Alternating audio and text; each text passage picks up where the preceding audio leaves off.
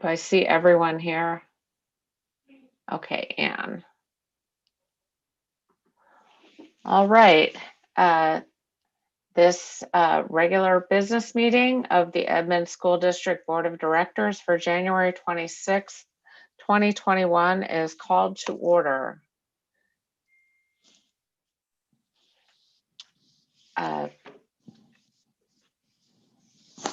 First, Dr. Balderas, could you administer the land acknowledgement? Yes, thank you. And thank you, Board of Directors. We acknowledge the original inhabitants of this place, the Snohomish people and their successors, the Tulalip tribes, who since time immemorial have taken care of, hunted, fished, and gathered on these lands. We respect their sovereignty, their right to self-determination, and we honor their sacred spiritual connection with the land and water. By acknowledging these homelands, we commit to working with tribal nations to further the education aims they have identified in our classrooms and schools. Thank you. Thank you. Next, we have our flag salute. Do we have a flag? Thank you. I pledge allegiance to the flag of the United States of America and to the republic for which it stands, one one nation, nation, under under God, God, indivisible, indivisible, with liberty and liberty and justice for justice all. for all. Thank you. Next, I see in our agenda we have a celebration. Yes, and January is Board Appreciation Month, and I really want to thank the directors for their efforts, especially this school year. I think I want to appreciate every director in every state, in every district, in every state. This has been a very difficult year, and I really appreciate the board of directors and their efforts and guidance as we continue to work through this very difficult year. And I'd like to read the resolution, if I could, that the proclamation that the governor Inslee has brought forward, if I could. So, whereas the mission of Washington's public school system is to ensure that all students achieve at high levels and possess the knowledge and skills to be responsible members of a democratic society who enjoy productive and satisfying lives, and whereas Washington's 295 locally elected school boards and 9 elected educational service district boards are the core of the public education governance system in our state, and whereas the districts and regions they lead serve more than 1 million students. They have a combined annual budget of over 15 billion and employ approximately 120,000 people. And whereas school directors play a crucial role in promoting student learning and achievement by creating a vision, establishing policies and budgets, and setting clear standards of accountability for all involved. And whereas school directors are directly accountable to the residents in their districts and regions, serving as a vital link between members of the community and their schools. And whereas school directors and education service districts provide a passionate voice of advocacy for public schools and the welfare of school children. And whereas it is appropriate to recognize school directors as outstanding volunteers and champions of public education for public education. Now, therefore, I, Jay Inslee, Governor of the State of Washington, do hereby proclaim January 2021 as School Board Appreciation Month in Washington, and I encourage all people in our state to join me in this special observance.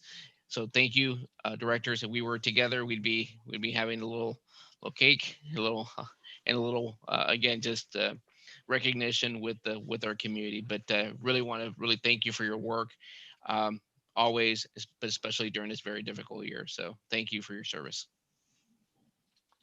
Thank you. Uh, yes, and I cannot wait until we're all together and we can have some cake.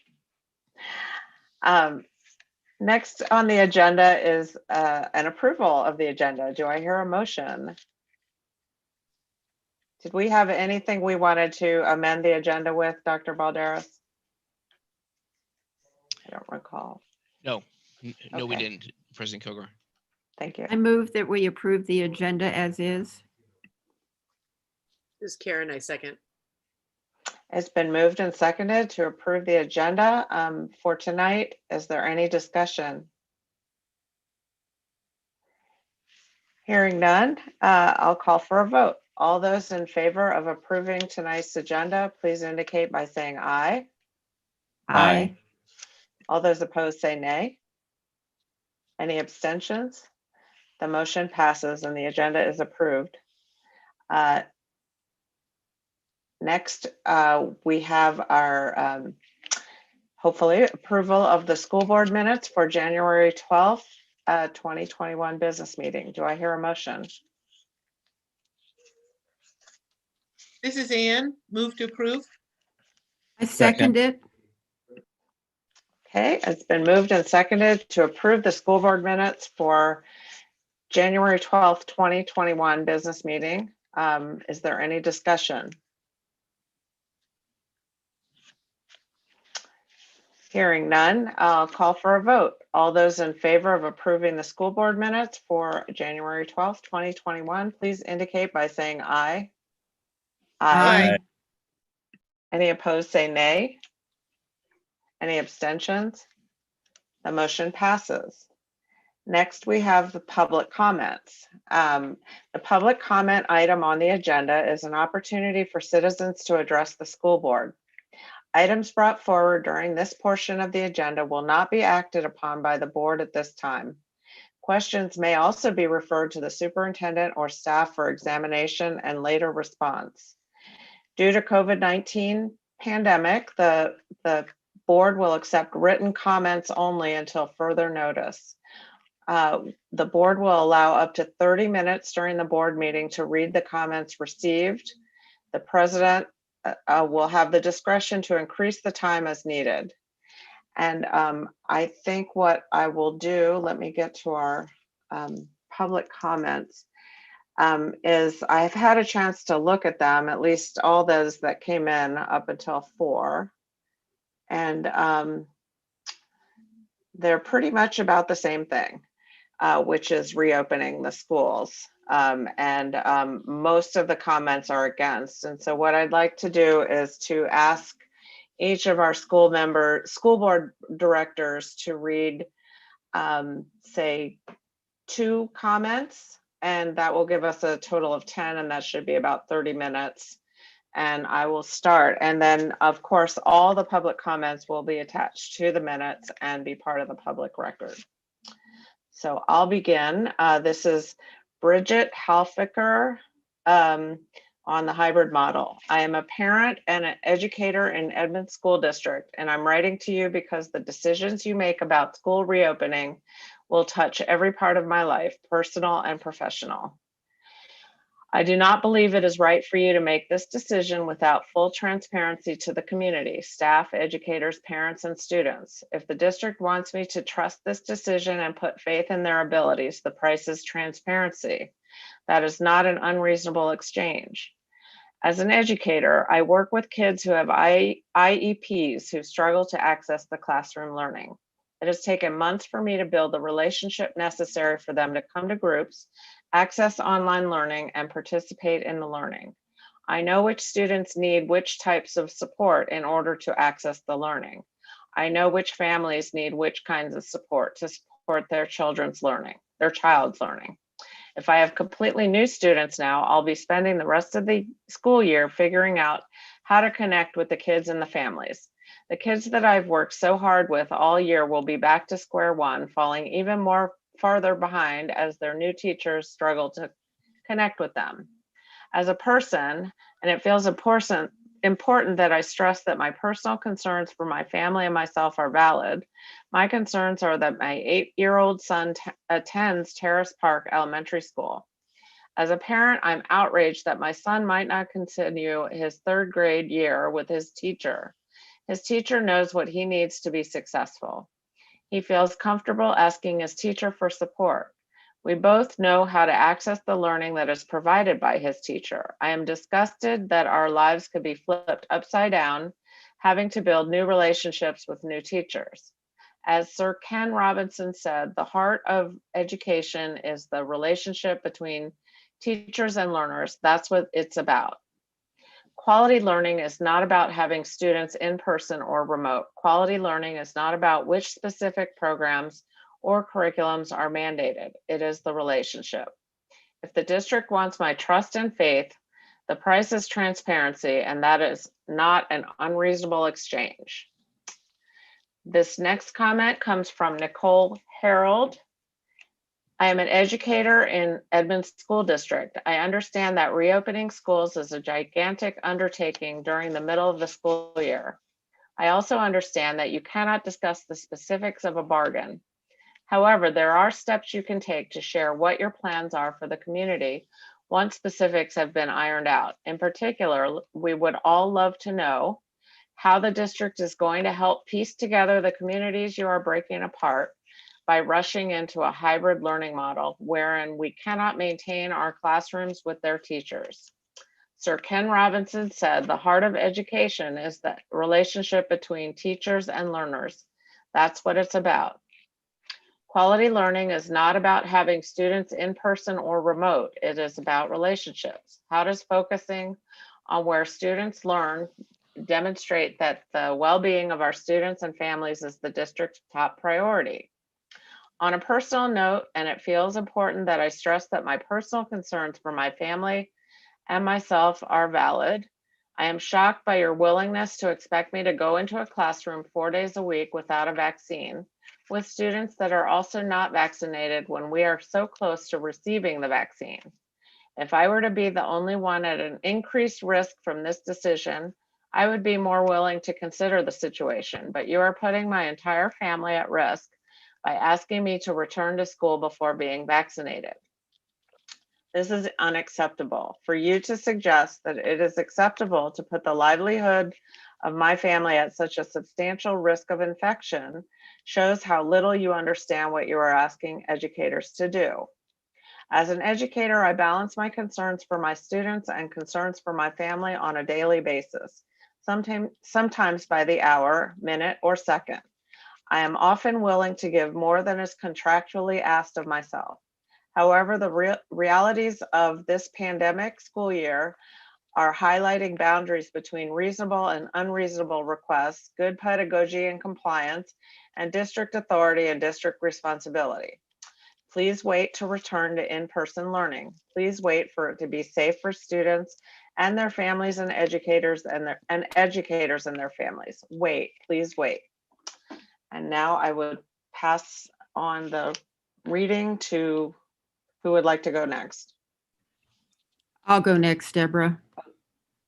So the next is Sean Murphy on the topic reentry of students into schools. Sean says, we are concerned at the likely disruption in to our three boys and their classmates caused by sending students back to school while many of them stay home to continue online learning. Is there a way to do this without disrupting classes and switching kids to other teachers, considering that some teachers will continue to teach from home? We can't imagine how long it will take kids to adjust to new routines when they suddenly find themselves with a new teacher and many new peers with whom they have not established any kind of relationship. We fear this will be another factor in further decreasing teachers' ability to effectively teach kids what they need to know this year. And the next comment is from Sarah Richard. The topic is return to in-person learning. And she says, as a parent and former teacher in the Edmonds School District, I long for a return to normalcy for my children. However, the reality is that many teachers I know are terrified to return to the classroom before being vaccinated. And I am feeling enormous pressure as a parent to make the impossible decision between remaining fully online and allowing my children to return to school. We're being told that neither choice guarantees that they will remain with their current teachers. My youngest son has already switched teachers once this year, and my oldest is just now settling into the routines and expectations set by his teacher. To change teachers now would be horribly detrimental to both my children. I wish, rather than create more choice, the district would consider other options beyond those on the table for the remaining of the year. If I send my children back to school, they are going to be so disappointed by how few things can be, quote, normal there. No recess, no groups or sitting years. 2 days with their teacher and 3 with mom. If it were earlier in the school year, I would feel these major shifts in their learning might be worthwhile. but we are talking about a maximum of 32 days in the classroom for all this upheaval at a time when COVID numbers are going up and a more potent strain of the virus is expected.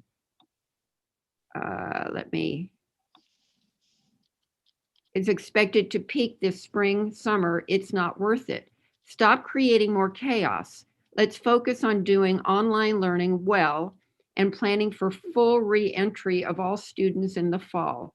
If certain students need in-person learning support for their mental health or academic school, they are going to be so disappointed by how few things can be normal there. Didn't I already read this? No research, no recess, no working in groups or sitting next to others. I'm sorry. I'm having trouble with the scrolling part of this. Let me find it. Please focus your energy on the plan for fall 2021 instead, and ask your teachers for their ongoing input, giving them enough time to legitimately respond. Stop telling them after the fact what the plan is, or on the same day a mass email is going out to all families. The union and the teachers they represent should be the first you turn to with any new idea or proposed plan. Your communication with teachers has been abysmal. Is that the end of that one? Did I get to the end of that one? I think you did. Okay, thank you. Whoever wants to go next. I'll go next. I'm sorry. The next one is from Alyssa Max.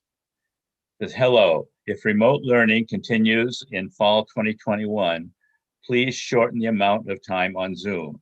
I withdrew my son from second grade because he was on a Zoom call from 9 to 11 a.m. and then 1 to 3:15 p.m. For elementary age kids, please have the teachers provide more hands-on activities and less time sitting in front of the screen. I want to re-enroll my son, but he felt trapped and very unhappy with the Zoom schedule. Thank you. And another one from Alyssa Max. I think that it's best that schools remain in the remote model for the rest of the school year. Please wait until all teachers and staff are vaccinated.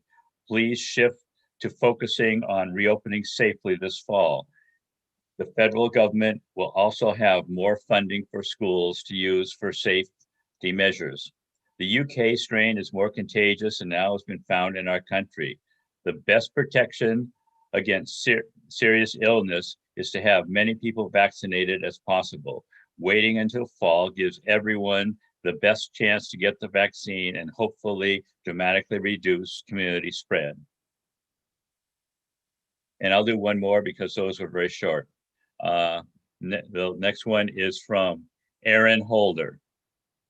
On January 16th, Wall Street Journal reported that closures have been announced recently in the UK, Germany, Ireland, Australia, Denmark, and the Netherlands. Antoine Fehalt, the director of the University of Geneva's Institute on Global Health, is quoted on this development, quote, in the second wave, we acquired much more evidence that school children are almost equally, if not more, infected by the SARS-CoV than others, unquote. These countries are basing their decision on data gained by conducting massive amounts of tests on random populations that were in schools. Meanwhile, the Seattle Times reported this weekend that the local and state health districts changes to their guidelines for reopening schools, which were not based upon data, but principle. The article warns that we don't have accurate, complete data in Washington state to know the effects and risks involved in reopening schools on students, staff, or communities. On Saturday, it was reported that the UK variant was identified in our country. It is more contagious for both adults and children, and experts believe that it will become the dominant strain by March or April. If you intend to press forward with reopening, school board members and the superintendent should join us in schools. You need to be in the schools every day. And again, all of this is to achieve hybrid, again, all of this is to achieve hybrid learning. Remote learning is less than ideal, but the district will not share any data that shows a hybrid model will support students better academically or mentally. I am asking that the evidence that the hybrid model you are pushing is going to solve these issues. If we were, for example, talking about doubling the amount of teachers and utilizing middle school and high school space to create daily classes of 15 or fewer students, I would support you. I still have safety concerns, but at least feel that assured that the risk would have benefits for the students. Undoubtedly, this type of plan would have significant impact on all of our students as well, beyond what the capabilities, what capable in remote learning. Just having small classes would be effective at addressing many of the same issues that you claim to be concerned about, but that isn't the plan. From Aaron Holder, and I'll pass it on to the next person. Karen, I can go next. We're on number 9, Suzanne Rosati, correct? That's correct. We're reopening schools with the hybrid model is the topic. I'm writing to express my concerns about the shifts in classes proposed to the reopening of schools. Once families decide whether they want their child to be in person or remote, the district is planning to shift classes to accommodate numbers. This means that a percentage of students would have to get to know a new teacher.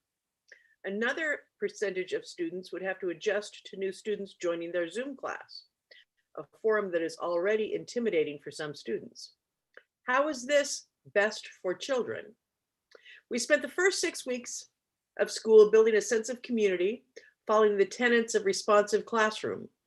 We don't have the time to do that again with a new cohort. We can't just keep going with what we were teaching. What if the students have already done the pages in their math workbooks? What if they're behind where we are? Who feels good about being bored or lost or behind? It would be great if we had the technology to support learning in person and remotely simultaneously. Imagine Zoom for the students at home to be able to see and hear and participate with their teacher and the classmates at school. Until we reach this point, I would recommend staying remote so I could keep my students together. And the next is Amy Markham on reopening schools. Dear Edmonds School Board members, I'm a teacher in the Edmonds School District, and I'm writing to you because the decisions you make about school reopening will touch every part of my life, professional and personal. I do not believe it is right for you to make this decision without full transparency to the community, staff, educators, parents, and students. I am shocked by your willingness to expect me to go into a classroom for at least 4 days a week without a vaccine with students who are also not vaccinated when we are so close to receiving the vaccine. If I were to be the only one at an increased risk from this decision, I would be more willing to consider the situation. However, you are putting my entire family at risk by asking me to return to school before being vaccinated. That is unacceptable. Quality learning is not about having students in person or remote. It is the relationship. Does your plan for reopening schools serve these relationships? Will reopening schools cause further trauma to our students and staff? If the district wants my trust and faith, the price is transparency, and that is not an unreasonable exchange. Please wait to return to in-person learning. Please wait until it is safe for students and their families and educators and their families. Sincerely, Amy Markham. This is Ann. I'll go ahead and read the final 2 comments at the very end of the list. The first one's Heather Grube, and the the agenda item is vaccinations for all teachers.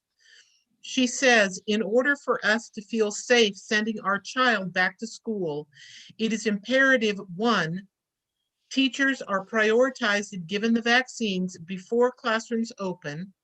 Two, must have effective contact tracing program altering those impacted by positive case in classroom. In parentheses, parents must adopt this policy if sending children back. Three, policy and protocols for positive test and return to school. And the last one is from Anna Sturdivant. It's the agenda topic is the hub model. And she says, my name is Anna Sturdivant, and I'm a history teacher at LHS. I am deeply concerned about returning to in-person learning for any time during the second semester before all staff and students are immunized. I believe the risk is too great. I have been following what is occurring in the Bellevue School District right now and don't want our district to go through the same discord BSD's educators, school board, and families are experiencing. The current proposed hybrid model will not help our students who are most at need. In fact, I believe it will increase equity issues. I know based on what is happening in my classes that remote learning is successful for some of my students. However, I also know this model is not working for other students as well. Between connectivity issues, EL needs, working jobs, and then in parentheses, sometimes full-time, and caring for their siblings and families, some of our students need a better way to access their learning. I believe we need to target students who need the most help, and then in parentheses, from all grade levels, not just elementary, and get them resources that will increase their learning. The hub model would help the students who most need resources while limiting the number of people on campuses prior to everyone being vaccinated. The hub model will help our most vulnerable and struggling students gain routine and the support they need to be more successful. I am in no way a fan of Zoom teaching. I miss my kids. I miss knowing and seeing them. However, we as a community of learners have established routines and norms. If we go into a hybrid model, those routines and norms will be disrupted and need to be formed again, which will take more time out of the precious time I have with them. To make these drastic of changes, in parentheses, the hybrid model, this late in the year seems like a desperate attempt. Help the kids who really need the help. The hub model will do just that.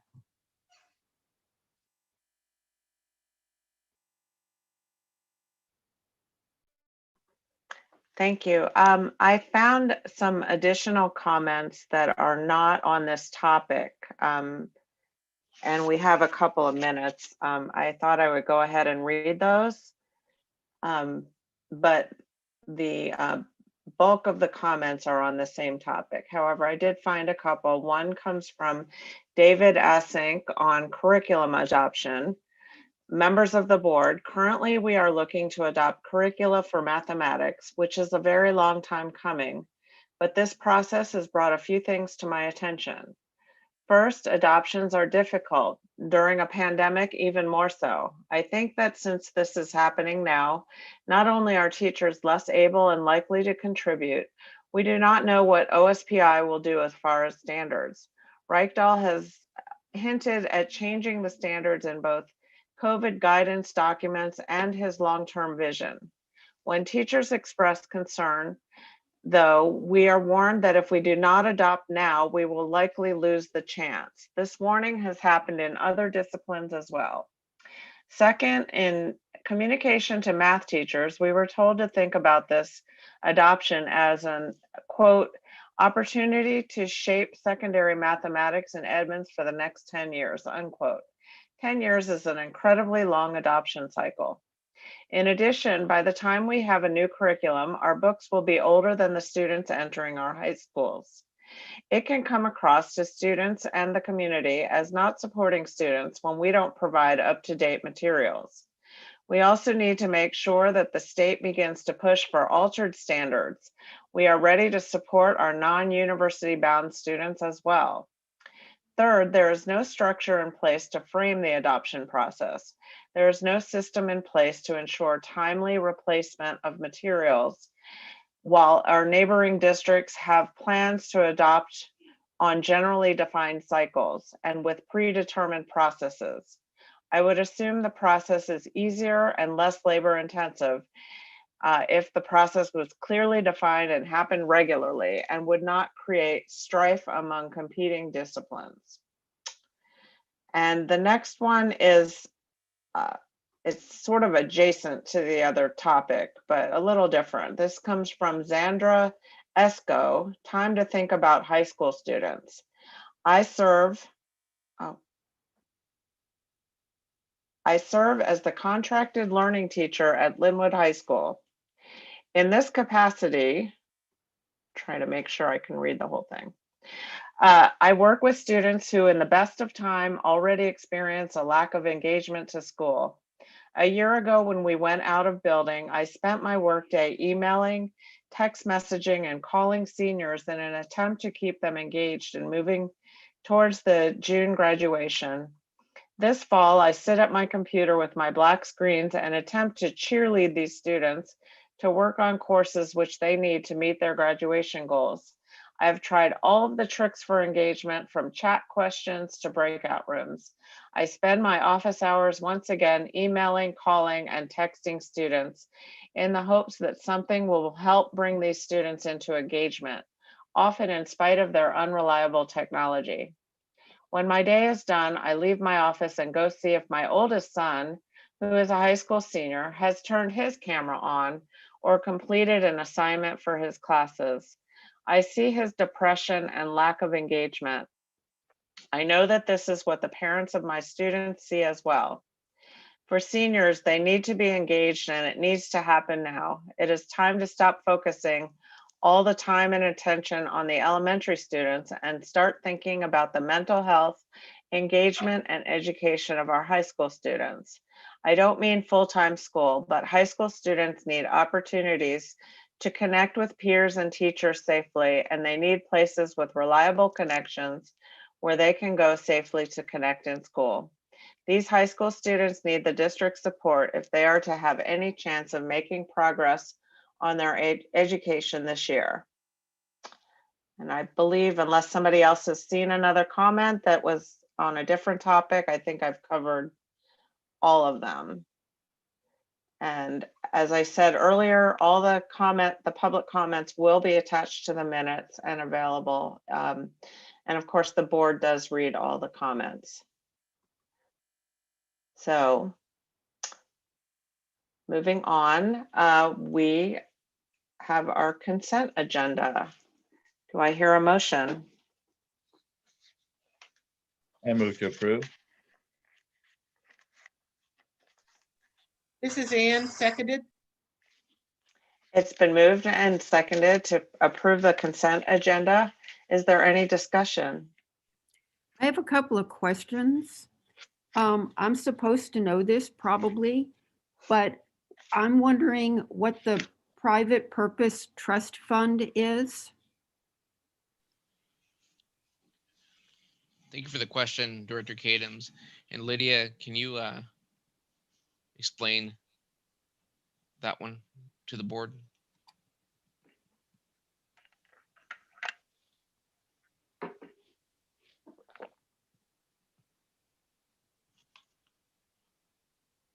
She may not be on.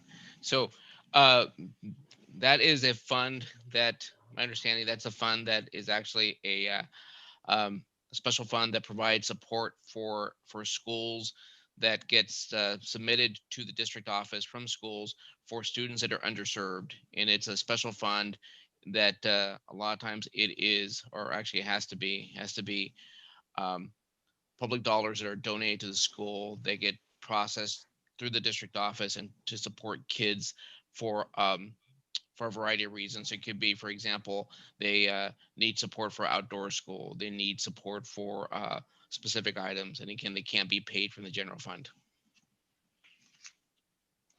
Okay, thank you. And I had one other question on a different item, a different action. I'm curious, I think this had come up at an earlier meeting, but I'm wondering in the contract, the agreement that the district has with Edmonds Community College, Edmonds College, to use their government access channel. What are some of the uses that the district either will, has used it for or plans to use it for? Thank you for that question. And that's the $5,000 that we do pay for Edmonds Community College to be able to, or Edmonds College now, to be able to utilize that that channel. And I asked staff that question earlier today, and one of the things that we were working on is trying to expand the service that we could possibly utilize that service to be able to broadcast some items that are, or some programming that's currently happening at our schools. So I'd like to come back to that if I could, Director Kadams, because again, I think we started that conversation, but I think COVID hit a little bit, but we've had this for a while. So I just want to dig a little deeper to get an answer for you and the rest of the board, because I think there's a lot of opportunities to be able to have that, because there's also some hours directed to support the district in terms of trying to utilize that station or that channel. I think there's a lot of possibilities. I guess there's a lot of possibilities. I know that our communications department and our instructional department have discussed some opportunities. So I'd like to maybe come back to the board with maybe some additional thoughts on that. Okay, thanks. That would be great. I think it looks like it's a great deal in terms of what we could get for the amount of money. I'm just curious, how we're actually going to be using it. So it would be great to have more information at a later time. Thank you, Dr. Balderas. Thank you. Is there any other discussion or questions? Any other questions? Well, hearing none, I'll call for a roll call vote, please. This is to approve the consent agenda. Director Chase, Aye. Director Noble, Hi. Director McMurray, Aye. Director Kilgore, Aye. Director And Kadams, Aye. You put us out of order. And the motion passes. The consent agenda is approved. Okay, next we have a student presentation. This is our Meadowdale High School students and their principal, Dave Shockley, drama teacher, Jacqueline Mainers, and the students. And I'd like to introduce or you can introduce the students for us. All right, thank you, President Kilgore. Ms. Miners and the Meadowdale players, if you'd please turn on your cameras and keep muted for a moment. Thank you. All right, good evening. I'm both proud and pleased for the opportunity to shine a spotlight on the Meadowdale High School drama program.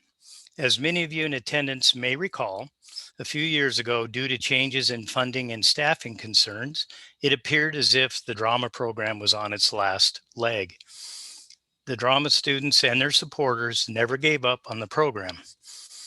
They regularly attended the school board meetings to lobby for their program.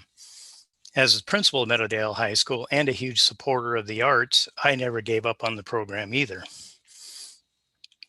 I had to reach all the way to Colorado Springs to find a high caliber teacher to carry the program forward. Ms. Jacqueline Miners was hired 2 years ago, and the program is not only standing firmly on 2 legs, but is now flourishing. Now I'd like to introduce Ms. Jacqueline Miners, who will introduce the Meadowdale players. And students, break a leg. Hi, folks. We are just so beyond honored to be here with you tonight.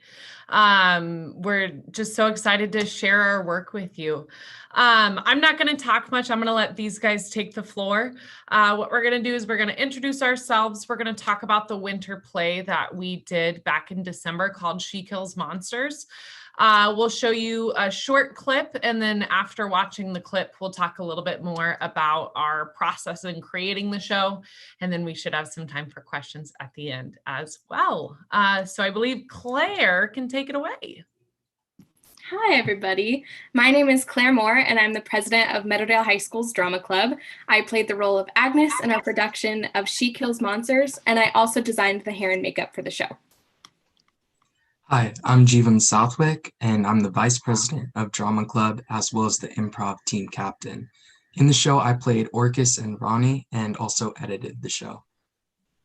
Howdy, I'm Cam Moore, and I played the roles of Kelly and Calliope in She Kills Monsters. I'm Charlie Iliff, and I played the roles of Miles. I also wrote, performed, and recorded the original score for the play. And I'm Hannah Dizard. I'm the treasurer of Drama Club. I played the roles of Lilith and Lily in She Kills Monsters, and I also served as the props head. She Kills Monsters is an incredible show that follows my character, Agnes, and her journey following her sister Tilly's death. Agnes was a cheerleader, and her sister was a geek, so they didn't get along very well when Tilly was alive. After her death, Agnes finds Tilly's notebook, but it's not just any notebook. It's a Dungeons & Dragons campaign, also known as D&D. Agnes takes the diary to Chuck Biggs, a dungeon master who can lead Agnes through this fantasy. Agnes joins an imaginary Tilly and her quirky friends on the adventure of a lifetime, retrieving Tilly's lost soul. Over the course of the show, Agnes also meets some evil demon cheerleaders. We learn that in the real world, these cheerleaders were bullying Tilly for being gay. While this show is fun and full of action, these moments were the real reasons why this play was so amazing. So many high school students identify as LGBTQ+, and often face bullying and homophobia at school. You just muted, Hannah. Hannah's camera cuts out sometimes. We're familiar with this issue. Claire, could you pick off where Hannah left off? Yeah. This show has a powerful message of finding yourself and supporting others. The representation of LGBTQ+ characters, such as Hannah's character, is also important as these characters are not often found on stage. The scene you're about to see is the final scene of the show. In this climactic moment, Agnes faces up against the final boss, a shape-shifting dragon, Tiamat.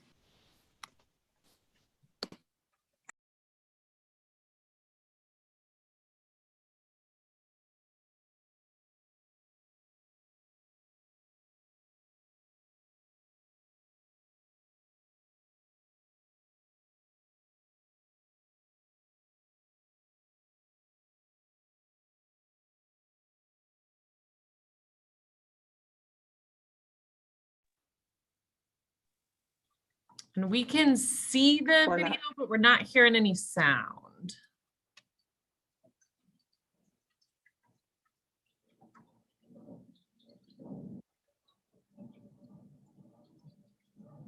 The joys of virtual learning.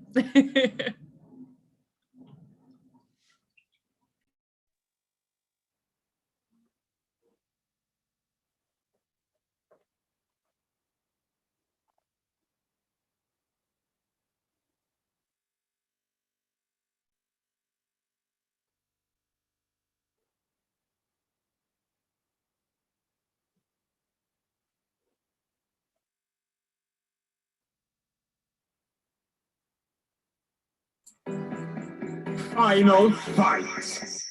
Tilly, what's happening? What do you think is happening, big sis? This is a D&D adventure. What would a D&D adventure be if you didn't get to fight a dragon? Tilly? Calliope? Orcus? Anyone? Final fight. Agnes versus Tiamat. Oh God. I attack? No damage. Attack. No damage. Attack. Nothing. What? Your character's not strong enough. There's nothing you can do to beat her. No, you're wrong. This isn't going to work. I didn't come all this way to fail her again. I'm getting my sister's soul back, and there's nothing in this world, in this universe, that's gonna stop me. She's my sister, and I love her. So roll that dice. Keep rolling it. Because this monster, I'm killing it. If that's what you want. I attack. The attack lands. I attack again. That attack also lands. I keep attacking again and again and again. This is crazy. These are all critical hits you're landing. I've never seen anything like this.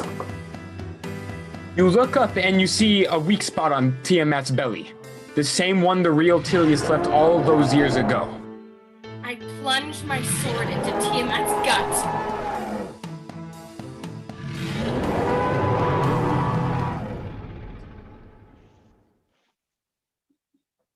You did it! Holy crap, you actually did it! Tiamat has fallen! You have won back the lost soul of Athens. Good job, sis. Tilly? Did you have fun? What? Did you have fun? That's the point in all this. Did you have fun? Good. Wait, but you're dead. You're gone. I know, but the story still remains. And isn't that essentially all life is? Just a collection of stories? This was one of mine. And not just a story that I experienced, like a party or a dance, but something I dreamt. Something far more personal and important than happenstance. The story came from my soul, and by breathing life into it, who knows? Maybe a bit of my soul will get the chance to breathe for a moment, once again. I I love you, my sister. I'm sorry I can't be there. I have no idea why you had to experience this adventure alone and without me, but I hope it gave you a glimpse into me the way that I wanted you to see me. Strong. Powerful. And magical. Congratulations. You have completed the quest for the lost soul of Athens.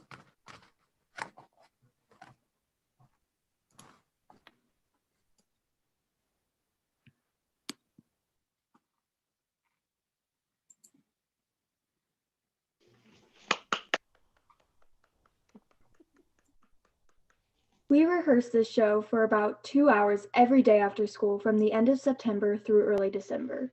In these rehearsals, we analyzed our characters, discussed the overall arc of the show, memorized our parts, accidentally kept ourselves muted, and had more than a few dance parties. For the last week, we filmed the show scene by scene in sessions ranging anywhere from 3 to 5 hours. Finally, all our hard work paid off, and we streamed the show on Zoom for 2 nights in December. When I was creating the score for the show, the first step was to feel out what we wanted it to sound like. Me and Jivon talked a little bit, and we decided we wanted to go for a Lord of the Rings vibe. And if any of you have ever watched that movie, you would know that it's really intense orchestral music. Now, because I'm stuck in my house under my bed, I don't have any orchestra instruments here, and so we had to resort to patches off of the internet. Playing them through a MIDI controller, which is like a game controller for music, I was able to record those into my digital audio workspace on my laptop, and we formed the score from there. One of the best parts about our program at Meadowdale is that students do most of the work to put together the production. We execute all the technical elements. Students design the poster, created a social media marketing plan, designed the costumes and hair and makeup, and more. I'm the props head, which means I'm in charge of anything the actors hold or touch.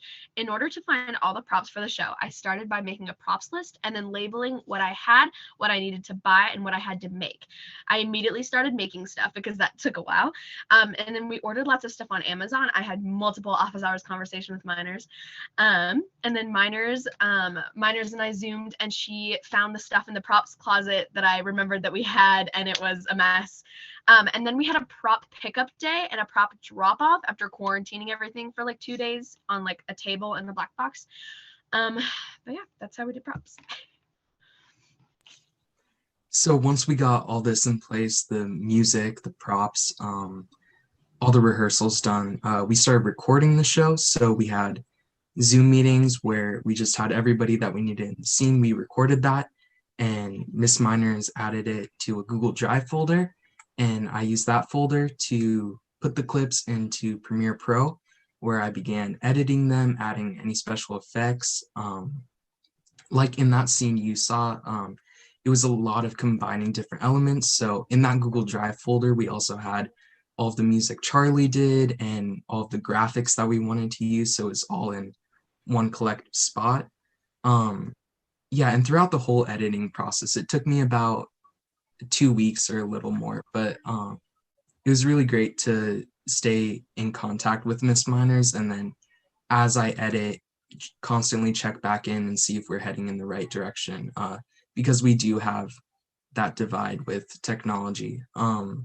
But yeah, I also got a lot of creative freedom as well, and I got to, because I'm also a set head, co-set head of our program, so it was nice having another chance to put all of our acting work into context like we do when we're building sets. So after the whole editing process was done, I finalized it, exported it, put it in a zip file, and added it to the Google Drive where Miss Miner streamed it.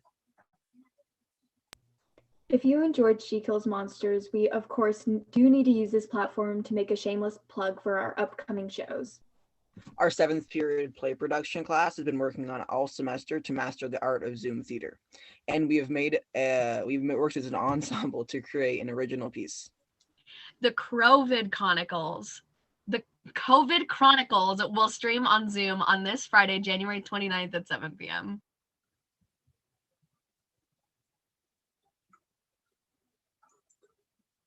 And the link you can find on our drama club website, and that site you can find under the academics tab of the Meadowdale High School website, and the show is free. And on February 19th and 20th, our student-directed Miss Cass Cabaret will also stream on Zoom, so make sure to keep an eye out on our website and social media pages for upcoming ticket information. And thank you so much for inviting us to speak today. Do you guys have any questions? Yeah, I was curious about the, how you actually put together. A big part of drama is interacting with the other people that is in your scene. But in order to do this, it seems like you would have had to record your individual parts you're seeing all independently. So did you kind of work across to each other, or did you just sit in a blank room and record your part pretending there was somebody else you were talking to? Yeah, that's an awesome question. We recorded them in Zoom meetings. So we had everybody that was in the scene be in the meeting, and we just recorded it and acted with each other live. So it was really great to have that live feedback and feed off of each other.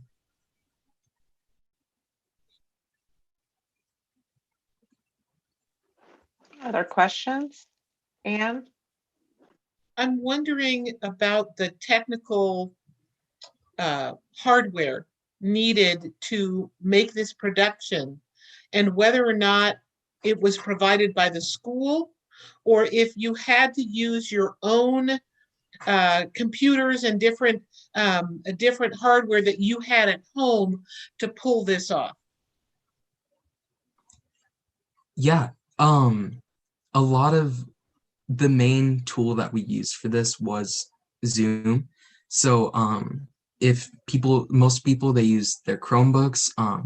Some people have personal computers and personal laptops.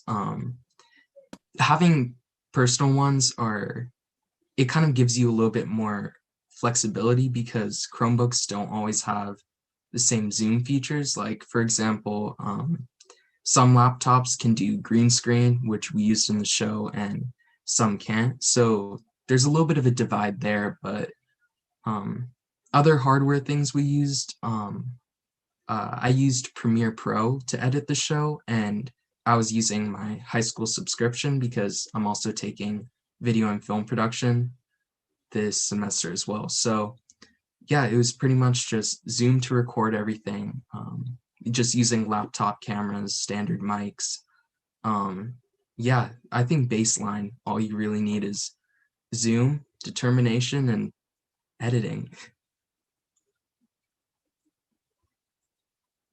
Thank you very much for that. I distinctly remember a couple of years ago the anguish involved with your drama club, and I am just amazed and so pleased that your perseverance and your desire to continue reaching toward your goals, regardless of the circumstances, has produced such an amazing outcome. And I can only hope that what you're able to do and the productions you're able to put together provide a motivation and an encouragement to other students at not only at Meadowdale but at other high schools to be able to emulate the courage and the conviction that you each have shown to further your passion. Congratulations. Thank you. I just want to say how impressive this is. I have two kids. My older one was on crew, theater crew at Meadowdale High, and my younger one was a major theater nerd in acting. And what I know about theater kids, not only that I just love them and you're great, is that the community for you is so important. And you were able to recreate and continue and actually deepen that community despite the pandemic and the need to do this all through technology. You reached out to each other and you figured out how to do this. And it's wonderful to see and amazing. And it's clear as you know, we look at you all that you're a group, you know, you have that community, even though you can't be in the same room together. So bravo. Echoing all these wonderful sentiments. Thank you so much for bringing this into the board meeting. It really is one of the highlights to have these celebrations. And I particularly appreciate the Lord of the Rings influence on the soundtrack. So thanks. And I would just like to commend your teacher as well. Thank you so much for helping our students reach their highest potential. And we appreciate you, and we're so glad you're here. Okay, thank you so much. And I look forward, I wrote down the date, and I look forward to tuning in if I can. Thank you so very much for having us. We appreciate it. Okay. And next, we have a report on reentry. Before I turn it over to Dr. Balderas, I just wanted to make a couple of remarks that we have had. This has been such a year, and we are all challenged to rise to the occasion. Everyone I know, everyone I've interacted with, and the district, the teachers, the students, the parents, and all of us on the board, we're trying to do the right thing, and we're trying to do the best that we can for our kids this year. We are all here with good intentions. We're operating under extreme conditions, and you know, this is unprecedented. They didn't teach me this in school board school. And we are all trying as well to make as informed a decision as we can. So I know that everybody on the school board is eagerly searching through data and research and articles and listening to our community. And of course, the information is changing every day because it's something that none of us from our highest, experts in the state down to all of us have experienced. And so tonight, as we have this discussion, ideally, I would like to walk away with a board consensus, sort of a direction. I think our district really needs to hear from us that this is the direction we want you to take for the rest of the year. that's my goal. But I realize that the stakes are very high. There are so many unknowns. It's a complicated problem and it may not happen tonight. I'm still going to try to push us in that direction. And we will keep talking and always welcome inquiry from the public. And so with that, I would turn it over to Dr. Balderas. Thank you, President Kilgore and board members. And that was a great presentation by our kids. So that's always a highlight of our evening when the kids are able to perform and get recognized.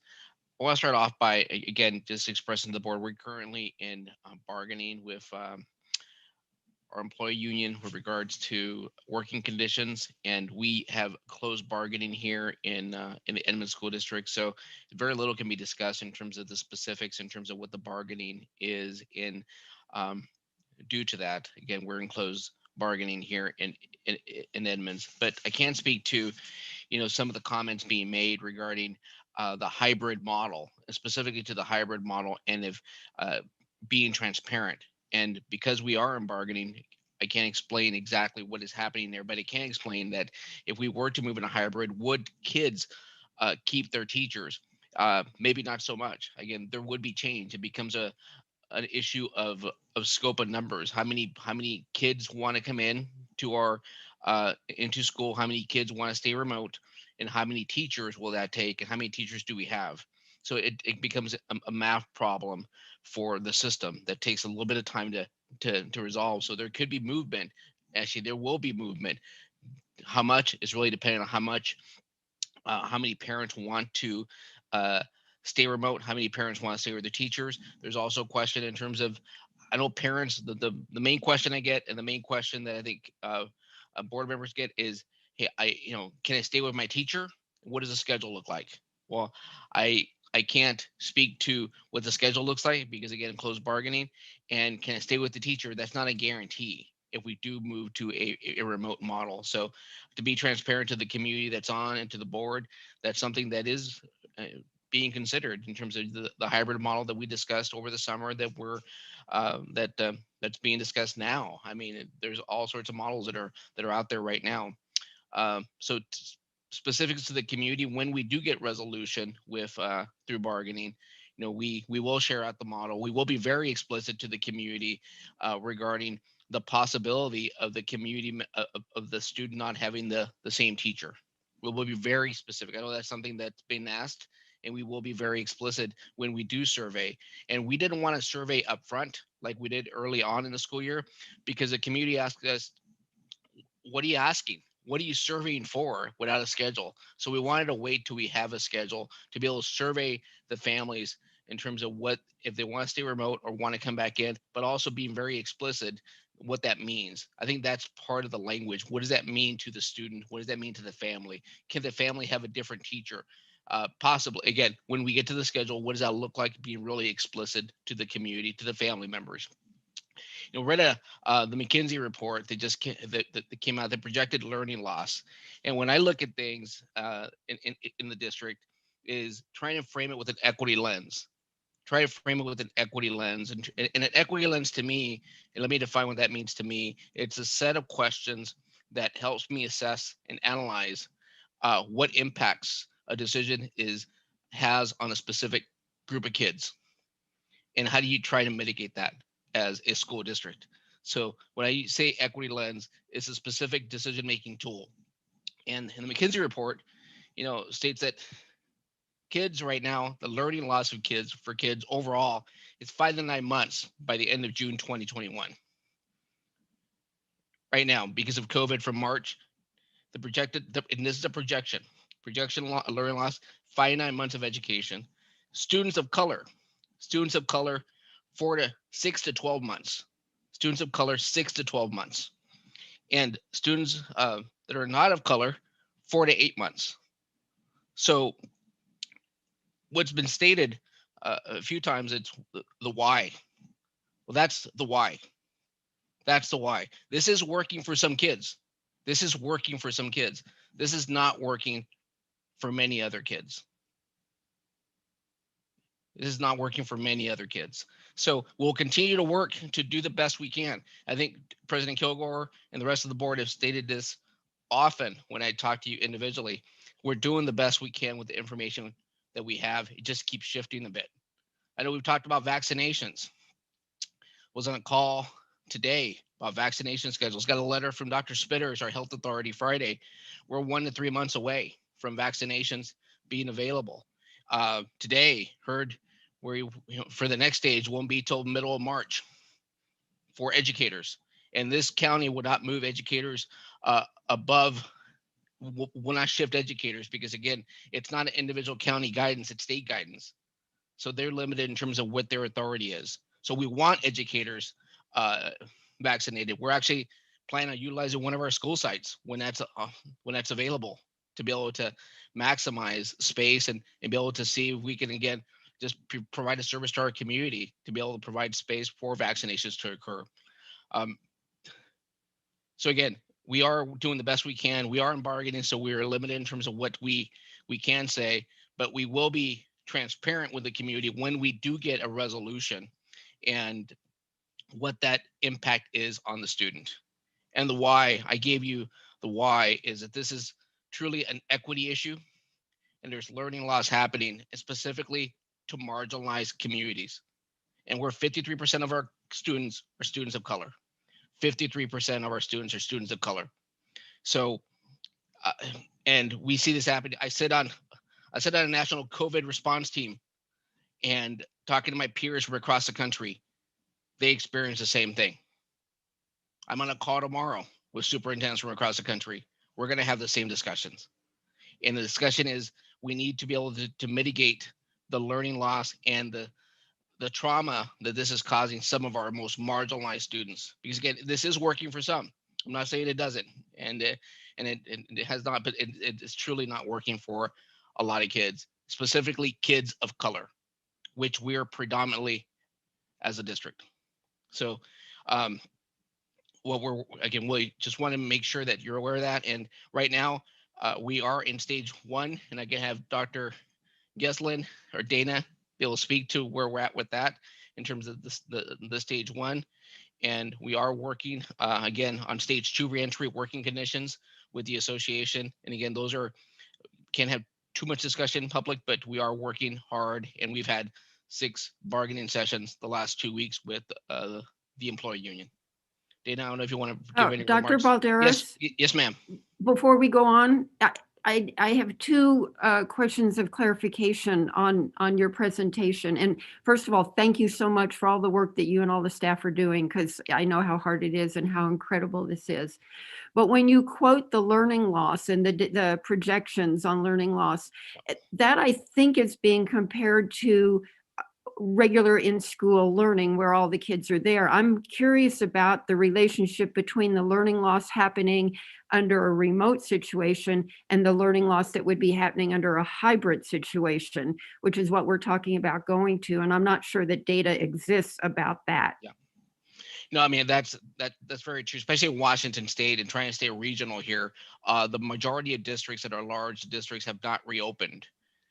Maybe on the east side, and that's really a great point, Dr. Kadams. I know there's some small districts that have opened up north. Again, it's hard to compare when you're talking 22,000 to maybe 1,000, 1,500.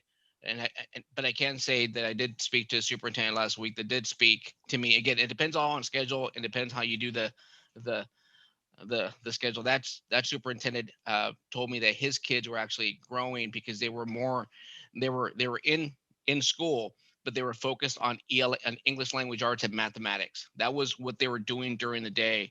All the rest of the content were online. So, and he said in ELA and math, the kids are doing great. So again, it kind of depends on the schedule. And I think that was asked also by a board member, and we hope to bring more information to the rest of the directors regarding comparisons of different districts where they're at and getting a response back from those districts in terms of how it is working. Because I think your point's a very valid point in terms of what we're comparing.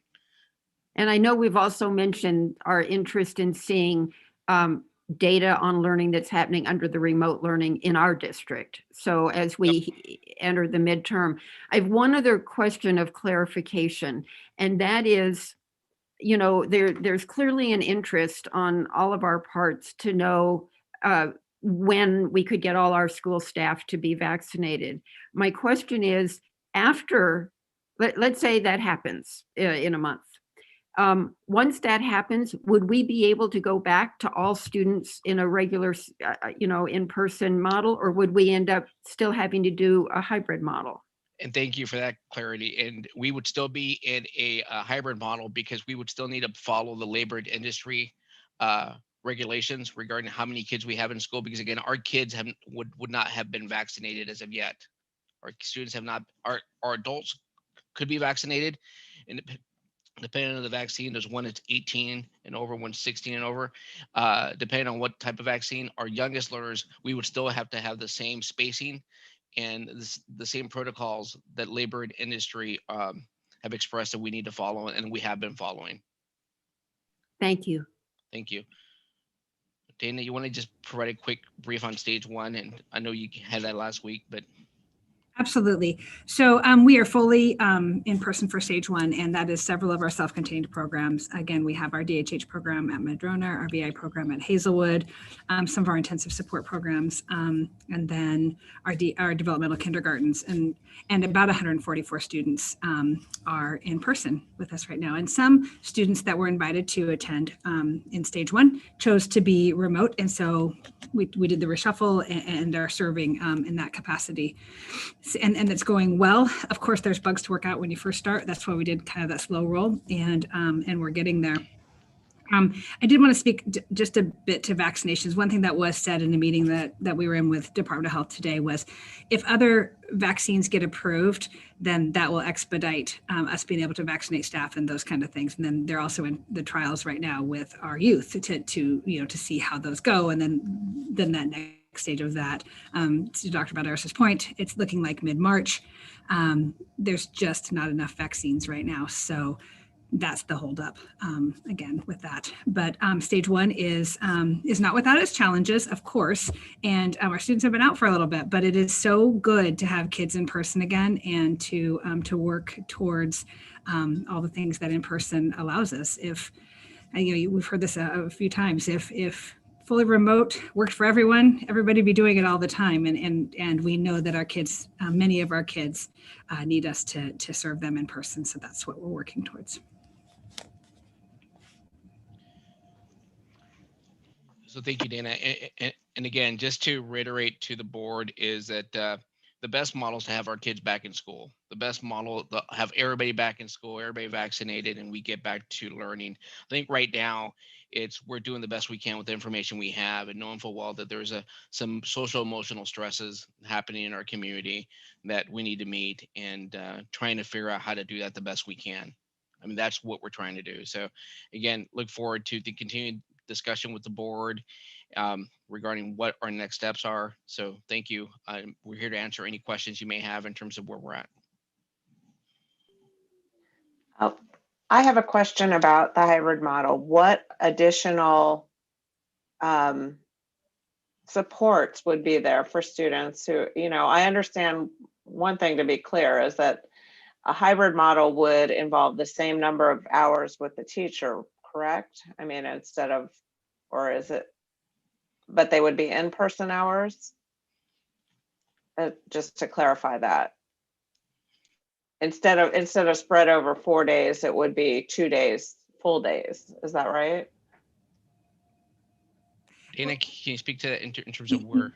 Yeah, and I think that's also being bargained. So any time and that we spend in person with students. And I think I want to say too that hybrid is a really large term, and many districts across the nation are doing it in a variety of ways. So there could be a variety of implementations. It could be a day. Some districts are half day, some districts are a full day, some districts are 1 day in a pod model that goes forward, and we just see kids once, and then we have some other asynchronous learning and some other touch bases. So I think there's a plethora of ways that districts are serving kids. I know of a district that has advisory kids coming in, and you're with just those advisory kids all day, and they remote into, if you will, into their gen ed classes, but it gets them on site, right? So there's a lot of models out there. And Dr. Cadams, to your point too, the hard part is we don't have a ton of data yet on this because many districts are in the middle of reentry, especially in Washington State. I would say in ESD 189, which is Snohomish County on up, many are coming back in the next few weeks with general education students. Almost every district has special education or students receiving special education services on site, and then some other groups that have some learning needs and things. So it's being done a variety of ways. I know like Enumclaw School District is doing this pod model where they have 70 to 80 students in every single day on site.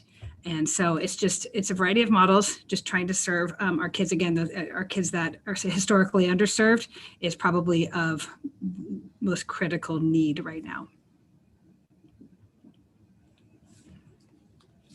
So what can we discuss in terms, I mean, are we still at the point where we don't know what our model is looking like? And that's, can we discuss any of the, what would kids be doing when they're not in the classroom? Are there any plans for that? Hypothetically, is that something that if they were to go back for a hybrid, what kinds of supports could be provided on those days that they're remote on their own? And I invite Dr. Baumgartner and others on the bargaining team to kind of jump in. So I can't speak to specifics because that is left to be bargained. We did bargain initially an AABB hybrid model, but when you're in bargaining, of course, like some things could change. And what those days that kids aren't in person, what those look like, and if they could be specials or if they could be doing some other things, that could be bargained as well. There's a variety of ideas and strategies out there for the times that students wouldn't be with their general education, like core content teacher. Rob, something else on that? No, I think that captures it in the broadest terms that we can really talk about. When our teams met in the summer, and this is dialing us way back, but they were tasked to do two things. They were tasked to present an instructional model for full remote and to develop an instructional model for a hybrid.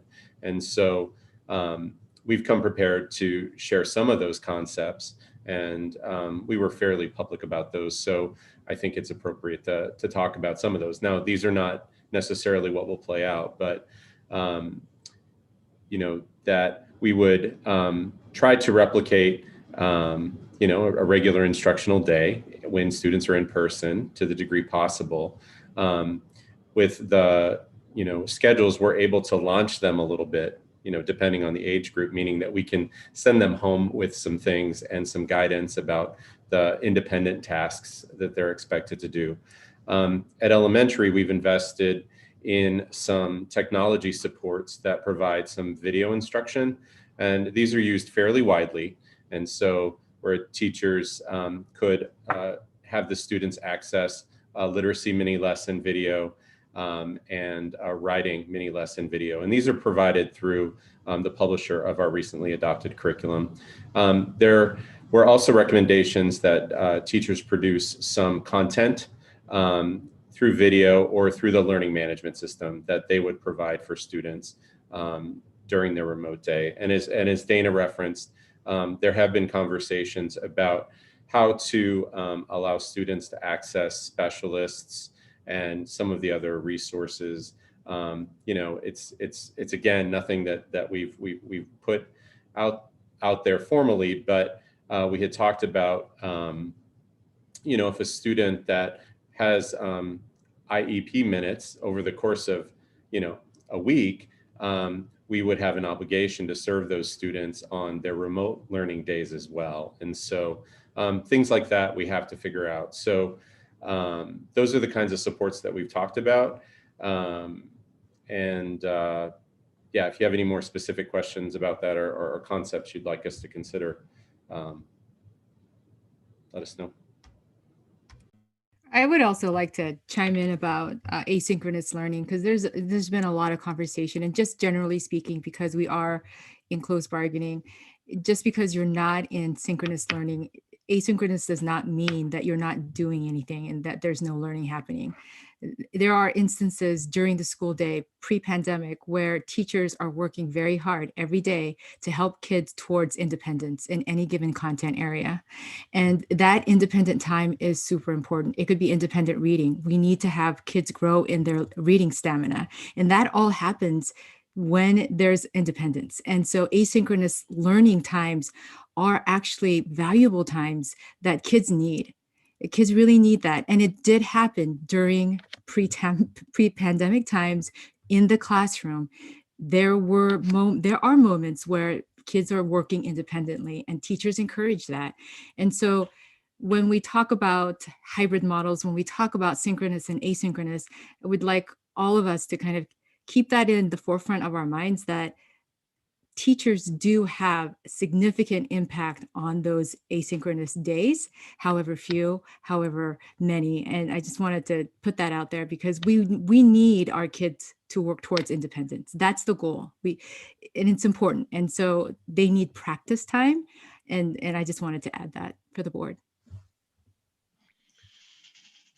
Thank you, everyone. This is a great conversation, and I appreciate everyone's resiliency as we navigate these uncharted territories together. And I would wondering if we can get an update on how some of our hubs are working. We have got the hub for McKinney-Vento students, and just thinking if we can talk about expanding some of the possibilities to get some access for those students that may need some in-person supports. Absolutely. I'd like to have Dr. Figuera and also Dr. Schwab be able to speak to both the e-hub but also the athletic conditioning hubs, if Greg could speak to that. Certainly. Go ahead, Victor, if you want to go first. Okay. Yeah, I just want to report. We at this point we have a regular attendance of about between 18 and 22 students every day. We have some that they are going 5 days a week. So, and they are wanting to be there all day. So actually right now in the back of my mind is really thinking about how to expand, because we are seeing more and more students engage and wanting to be there. They have the support from our equity team members.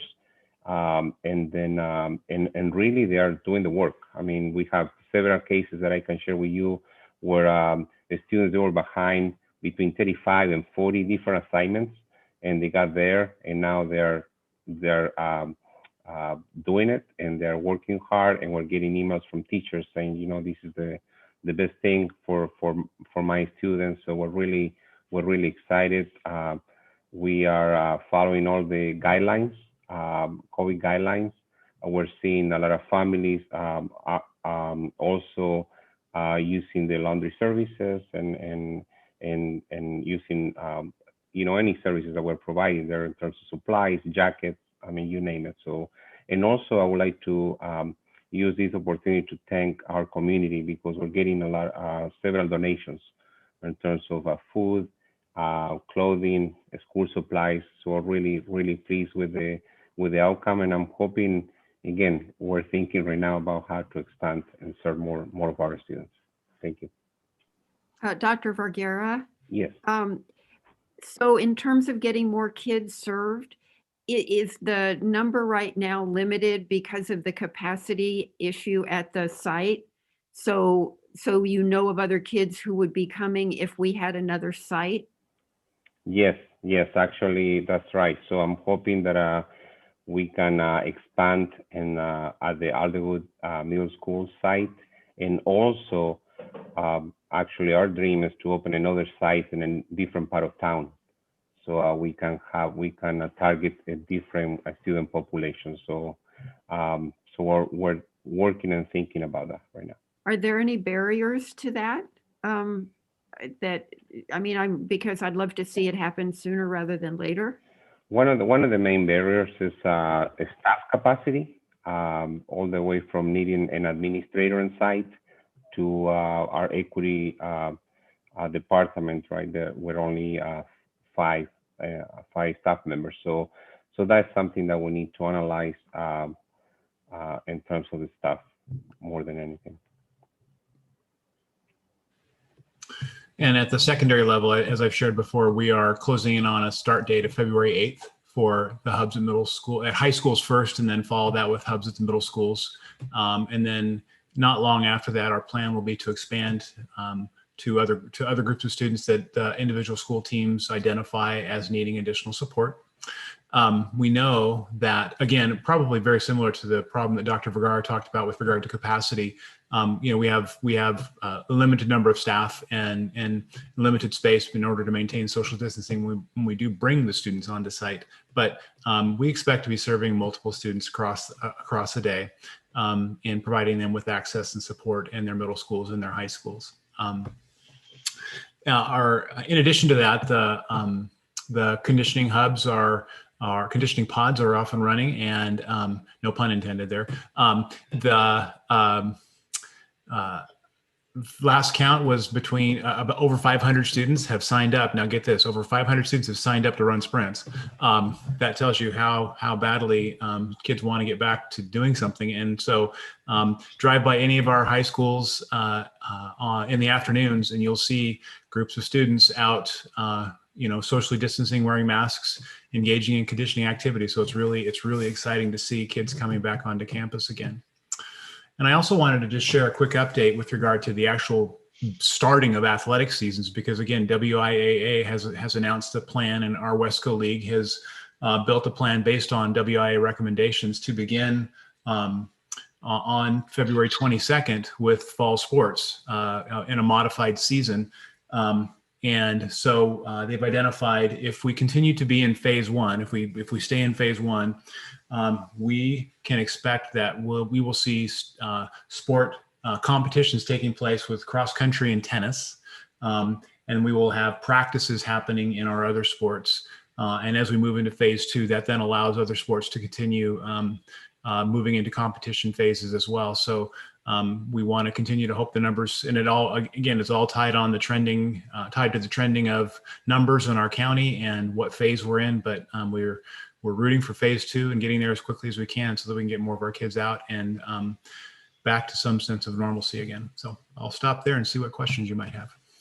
Great. I just want to, when you're talking about phase one and phase two, we're talking about the health district. Yeah. Greg, I'm wondering, is one of the hubs that's under consideration for the middle school and high school what we might call a mental health hub?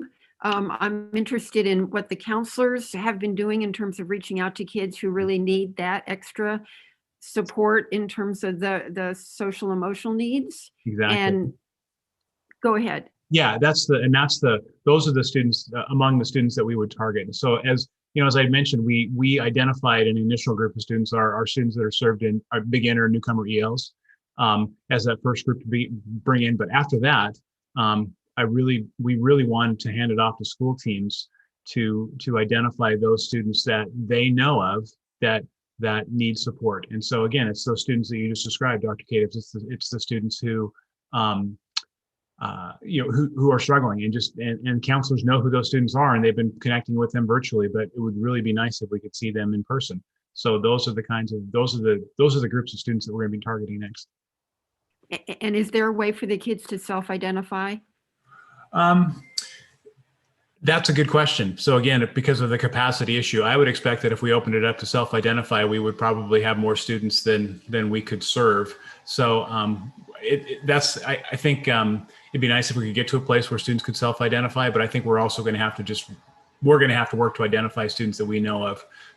Because again, I think at a maximum at any one time, if any of our spaces, we could probably handle between 25 and 30 students with the number of staff we have and the amount of space that we have to be able to socially distance kids and keep them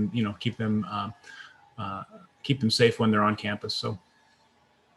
What if kids self-identified just to get some one-on-one online with somebody? Yeah. I'm worrying about kids who may not be, who are quiet, who are suffering quietly, and but aren't on anybody's radar screen. but who might step up and say, I'd like to talk to someone if Right. they, even if it's just remote. Yeah, absolutely. And we do that. We do that through our panorama screener. That's when students do take the screener, one of the questions they can answer is, would you like to talk to somebody? And so it's a tool that we have accessed and can use to identify those students, just that student that you're describing. Not all of our schools are using it right now, but it is definitely something that we want to continue to encourage our schools to use. And just with that, Greg, and board directors, there is a slow disconnect that we see happening in the data trend. And I know, Dr. Young, I know that you referenced something to me today regarding some of the data trend. Can you speak to that a little bit? Sure. Thank you, Dr. Balderas. I gather some data through our amazing Director of Assessment and Research, Brandon, and he has provided some information because I was just curious, and we all are, about how are kids feeling. And we have some data. We have the panorama data. We have the grades 3 to 12. And here are some percentages that I have, and I can send this to you. But right now, what we are seeing is that majority of students don't feel connected to others right now. And we've known that for a long time. And that feeling of connectedness are continuing on a downward trend. And so in elementary, early fall, like the questions were, do you feel connected to adults at school? 43%. Late fall, 46%. Winter, 40%. Elementary kids answered, do you feel connected to other students at school? Early fall was 42%. Late fall, 44%. Winter, 44%. So we're not seeing any increases here. And in secondary, there's some data as well, like the same questions, feel connected to adults at school. Secondary students reported 19% early fall, late fall 19%, and right now, winter, 17%. Do you feel connected to other students at school? And this was towards secondary students as well. Early fall, it was 18%. Late fall, 15%. Yeah, I feel connected to other students at school. Very low. And right now, it's now gone to 13%, and the downward trend keeps on going. As you know, we have students fill out these surveys, the social emotional, how are you doing surveys 3 times a year typically, but because of the pandemic, we are administering them in schools 4 times a year. And we're going to get some more data to update you, but the trend is going down and our kids are feeling more disconnected as we speak. So I just really wanted to share that, because it does matter. We do also have data. I know Dr. Cadams, you're going to be really interested in this. We do have some academic data for the elementary grades, and we'll share that with you. It's multiple pages, and Brandon did a really good high-level overview to let us know our kids making gains in TC writing records and all of that. But we also know we've got iReady data, as you know, too. But we also know that the literacy data, it's really different now, how teachers are administering our Teachers College running records. The recommendation was, let's do it via Zoom because that's the only option. And some teachers, for whatever reason, and that's okay, whatever you can do to make it work, they're making recordings. So the student is recording themselves reading and they send that to the teacher, and then they assess the fluency and the errors and what the repetition and all of that. And so it's a little bit different, but we do have that data, and I'm more than happy to share. Overall, right now, we're seeing downward trends. They're not making the typical growth that they should be making. If they were in school, they would be making many more gains in reading levels, and it's just not happening. Yes, we do have more data coming in right now, so we don't have that yet. So I'm really hopeful that there will be some jump, but so far, compared to last spring, it just keeps going down. And that's kind of where we're at.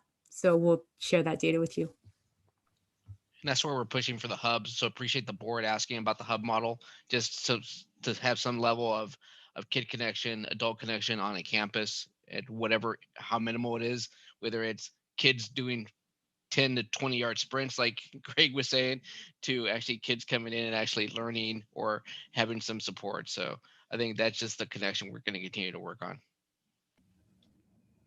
Just one more piece, and I'll have Greg join me in this. We pulled a team together that met today, and it's a team focused on that panorama data and our SEL work, our psychological first aid, and just responding to the ever-present SEL needs for our kids. And so it's still in planning, it's still in progress and all these things, but we have some PD opportunity, a professional development opportunity in a few weeks, and getting some people who are highly, highly trained in this work that we have in district. They are experts, they are leaders in responding and crafting some professional development for all staff, and then doing some things at the building level to review that panorama data and the information we give them. Greg, did you want to add a little bit more on that? I would just say that, the data that Dr. Jung shared, again, it's data that we know about, but again, I think we're at a place now where we've got to do something about it. And we have lots of examples of students that are absolutely struggling. And so, we have this day coming up on the 24th of February, and it's a district day. And we are committed to arming our teachers with the tools and strategies they need to help, because we've got the second half of the school year still to go. And at least in secondary anyway, we're anticipating that, this remote learning thing is going to be something that we need to continue to work on. And so, building connections, fostering positive relationships and how you do that in a remote setting is so critical. And so we're planning, to respond to that data again and give our teachers the tools to be able to work with kids in this setting, because it's not easy. And again, I haven't got my manual yet on how to do this. And so I think we're really, but we know this is something we absolutely need to attend to, which is why this work is an absolute priority. I want to, I've had a request that we have a bio break because the school board has been on other calls for a while. So I'd like to call a recess for 5 minutes, and we'll come back to this conversation at 7 + 5 is 13, 8:13.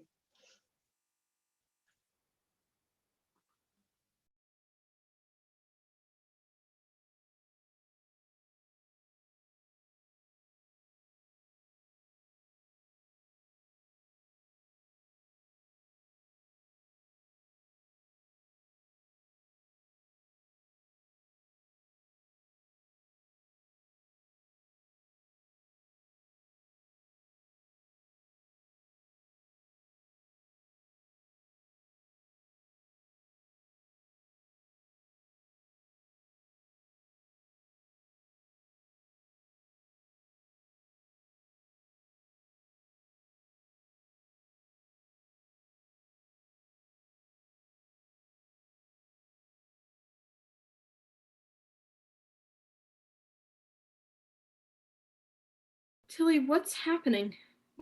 What's happening, big sis? This is a D&D adventure. And what would a D&D adventure be if you didn't get to fight a dragon?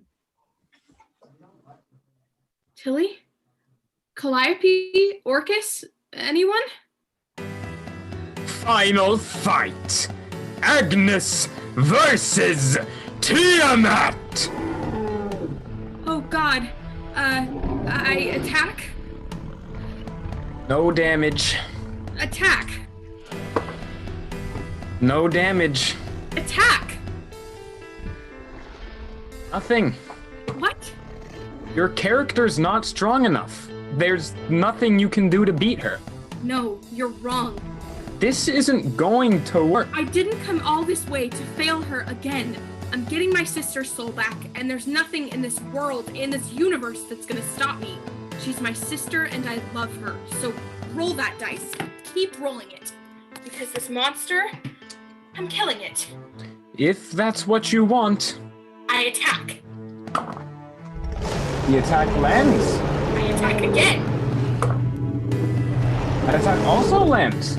I keep attacking again and again and again.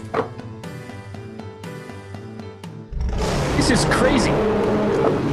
These are all critical hits you're landing. I've never seen anything like this. You look up and you see a weak spot on Tiamat's belly.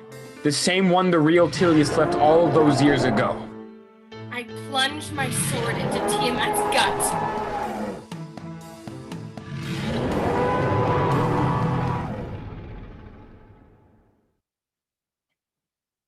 You did it! Holy crap, you actually did it! Tiamat has fallen! You have won back the lost soul of Athens. Good job, sis. Tilly? Did you have fun? What? Did you have fun? That's the point in all this. Did you have fun? Good. Wait, but you're dead. You're gone. I know, but the story still remains. And isn't that essentially all life is? Just a collection of stories? This was one of mine. And not just a story that I experienced, like a party or a dance, but something I dreamt. Something far more personal and important than happenstance. The story came from my soul, and by breathing life into it, who knows? Maybe a bit of my soul will get the chance to breathe for a moment, once again. I I love you, my sister. I'm sorry I can't be there. I have no idea why you had to experience this adventure alone and without me, but I hope it gave you a glimpse into me the way that I wanted you to see me. Strong. Powerful. And magical. Congratulations. You have completed the quest for the lost soul of Athens.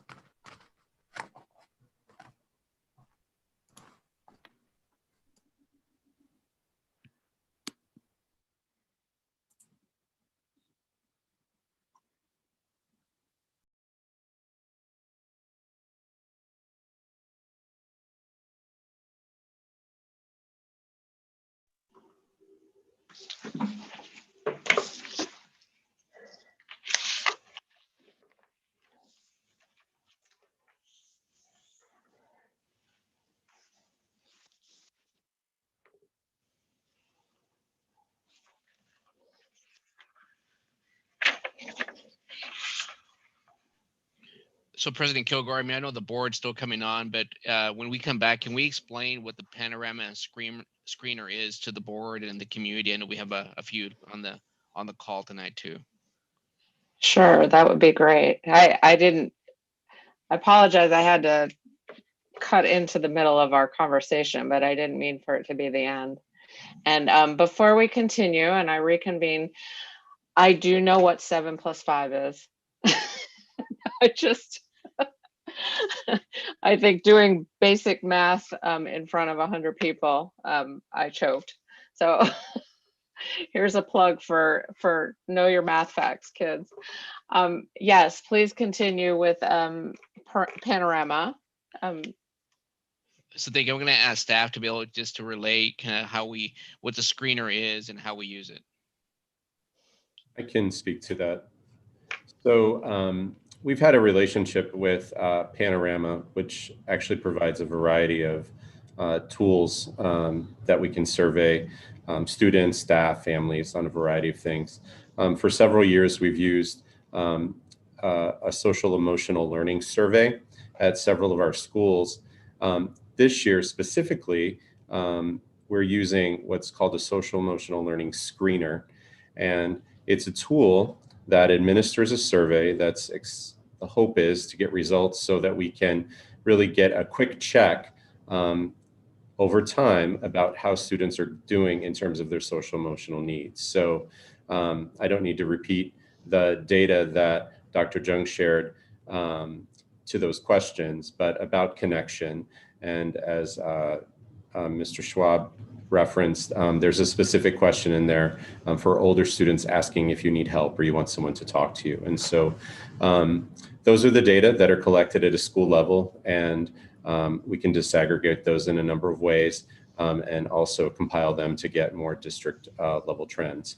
And so we had the opportunity to share these with the board back in the fall after one of the rounds of surveying. And so there's a window for that screener that's open right now, and it will close on the 12th. And so we still have a considerable number of students that still need to be surveyed, and we'll be pushing our buildings to promote and ensure that we get more responses from students with that survey.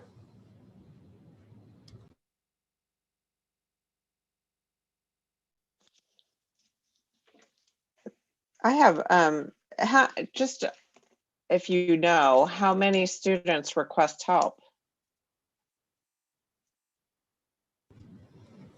I don't recall the data, and I know that we have it from the report we shared in the fall, but I don't recall, and I don't have that at my fingertips. I apologize.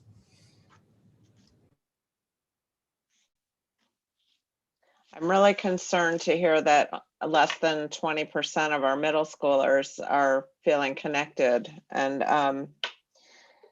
I hope that we focus some efforts there. I mean, middle school is always sort of kind of left behind a little bit, or and I would just hope that we could focus some effort there, because I'm really worried about those students.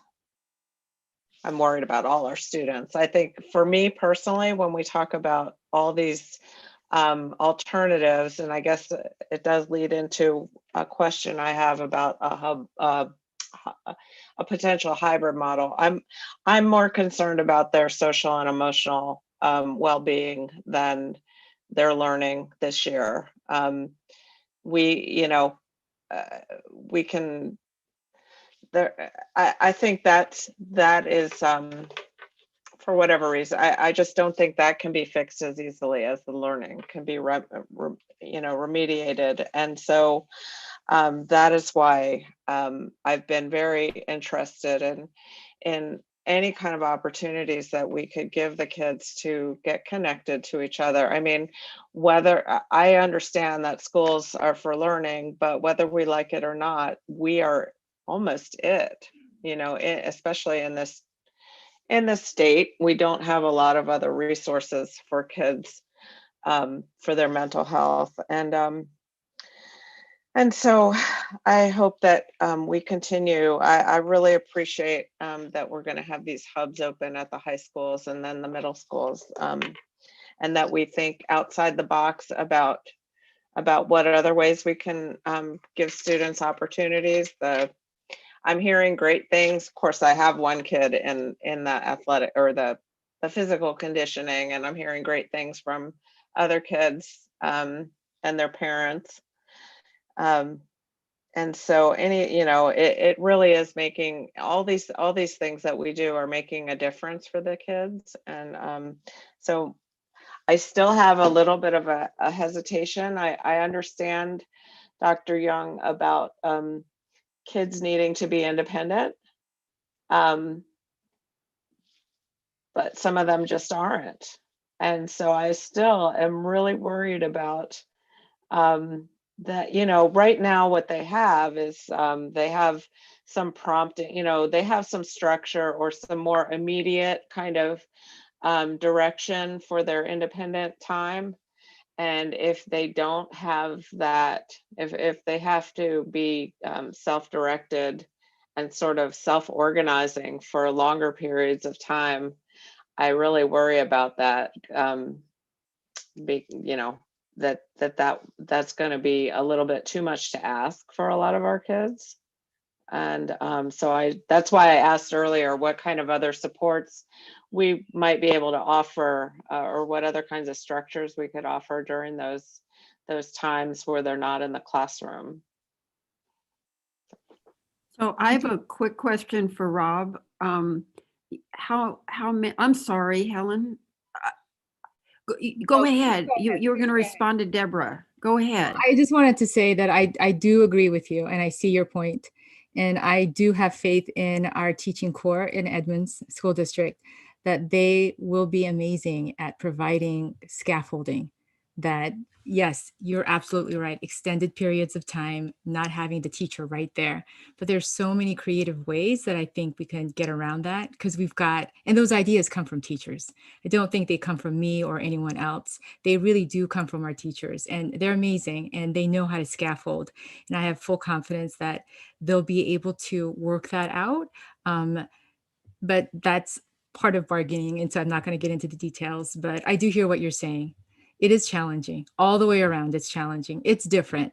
when independence is near a teacher and away from a teacher. And I do see that. And so how we replicate best practices in the situation that we're in, I think that's the goal. And I think I do believe that teachers have the answer because they are skilled. We've got skilled teachers in our district, and I have full confidence that we can work together to do what's best for kids. So I really appreciate that comment. Sorry, Dr. Kadams, go ahead. No, no worries. I didn't mean to interrupt you. I had a quick question for Rob. I think, Rob, it was you who mentioned that not all the schools are giving the panoramic screener.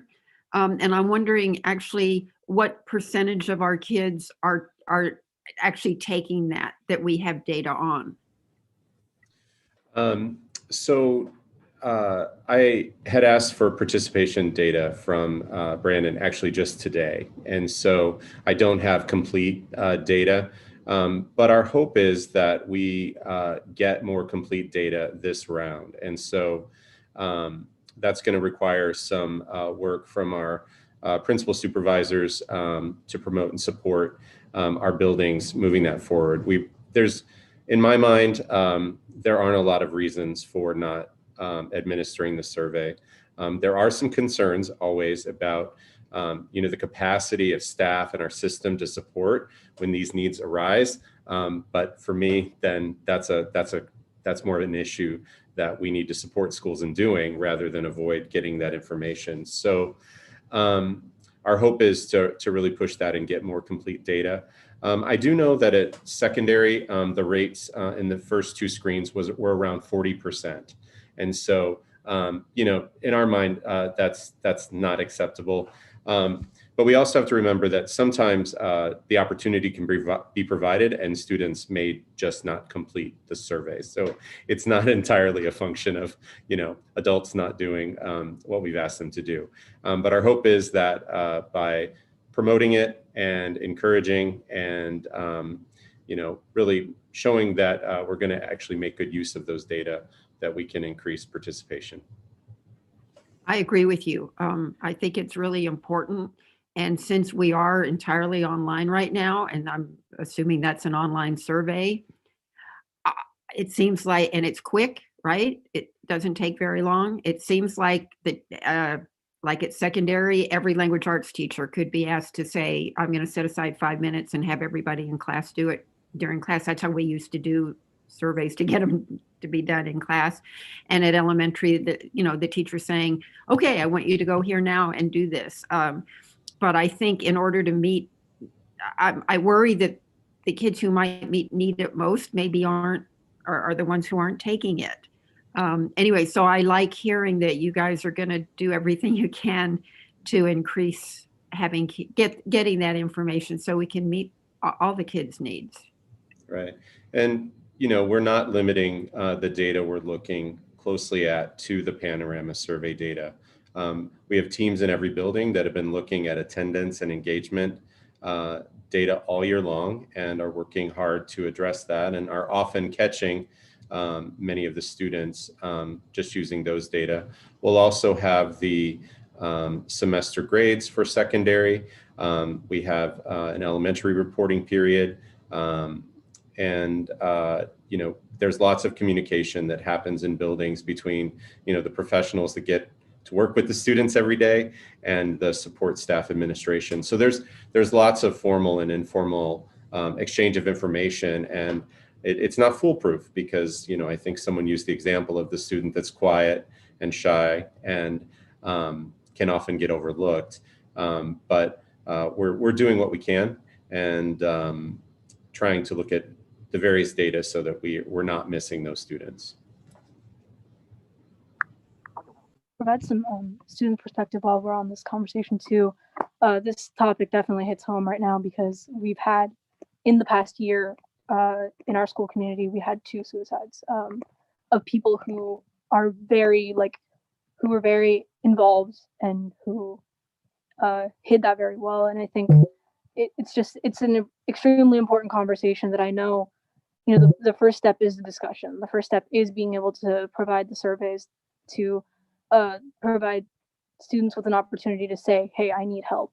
But I also know being a high school student and being around people who are going through different things, it's easier to say you're okay than to say that, hey, I need help because this, that, and the other thing.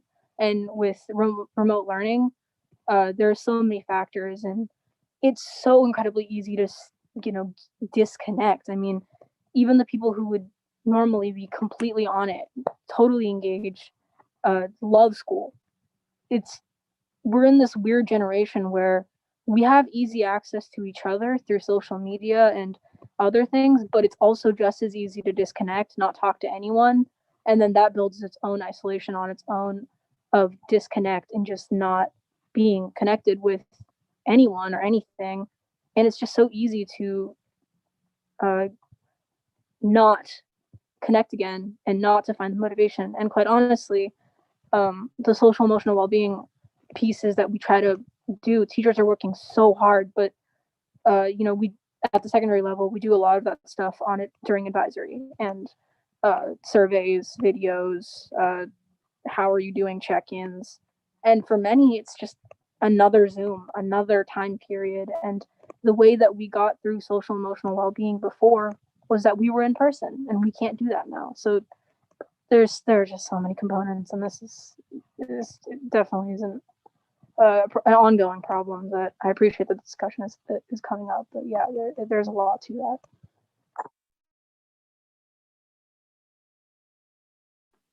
Thanks, Ratika. Thank you. Appreciate your voice. Are there any other comments and questions from the board? Yeah, about where we are? Yeah, thank you, Ratika, for your comments. Your voice and the student experience is very important. And I want to remind everyone, the reason we're here is because of COVID. And COVID is the real enemy here. And as we're talking about reopening, either with hubs or with the conditioning hubs, mental health hubs, looking at the hybrid models, we do live in Snohomish County, and Snohomish County we know is in phase 1, and we still are increasing on the COVID rates. And I want to make sure that everyone either watching today in the community knows how to access the information on COVID health and safety, and then also see if we could comment on how our protocols are working as we open up these conditioning hubs. And so just a reminder of those protocols that we have in place as we are navigating the COVID reality, and where families can find information.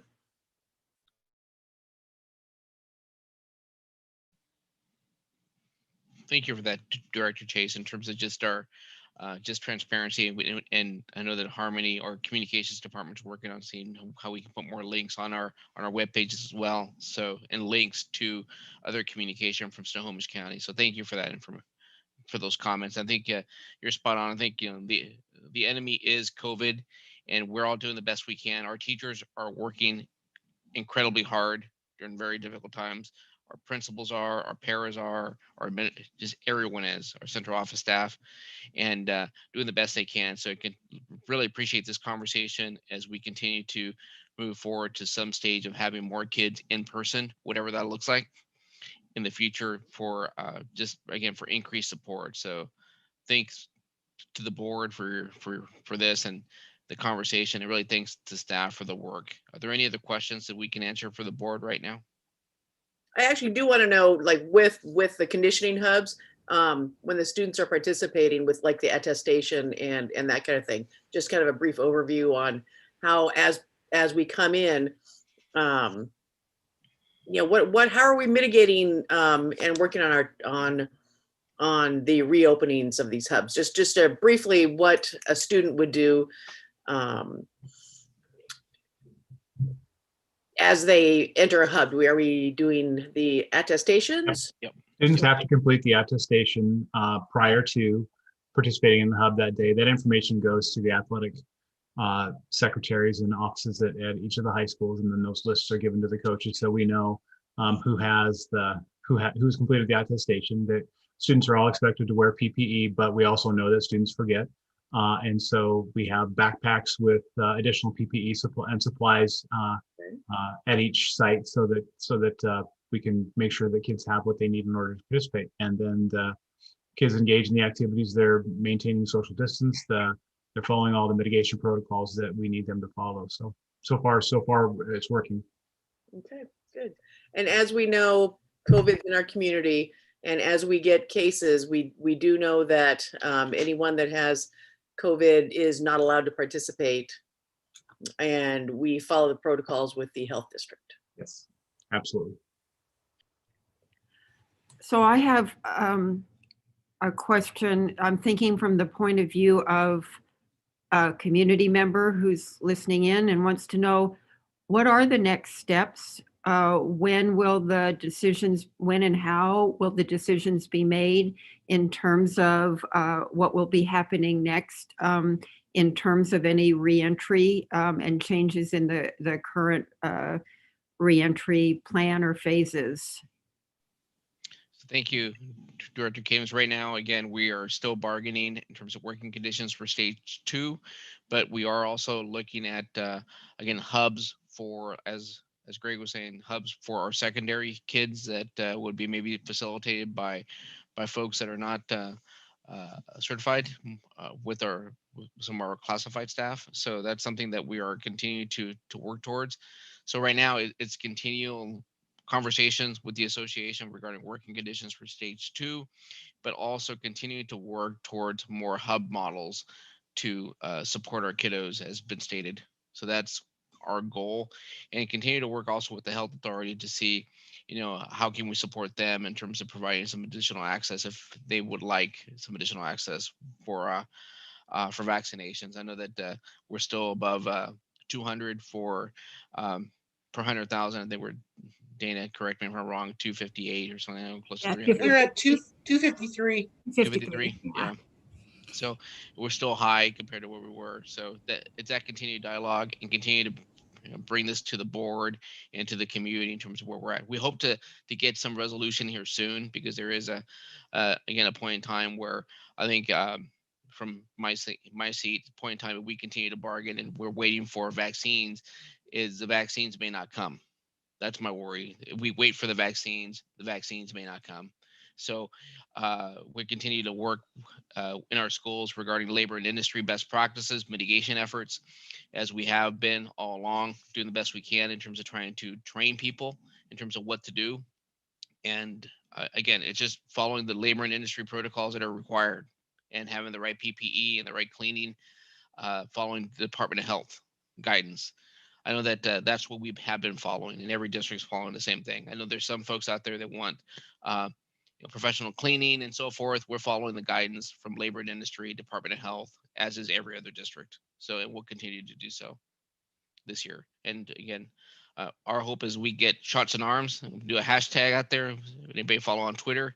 We need hashtag shots in arms as fast as we can, so we can get our kids back in school and our teachers and everybody's feeling safe, because our teachers are working hard. Everybody's working as hard as they can. And this is a very traumatic experience that no one signed up to do, but we're doing the best we can in our schools with our kiddos. So.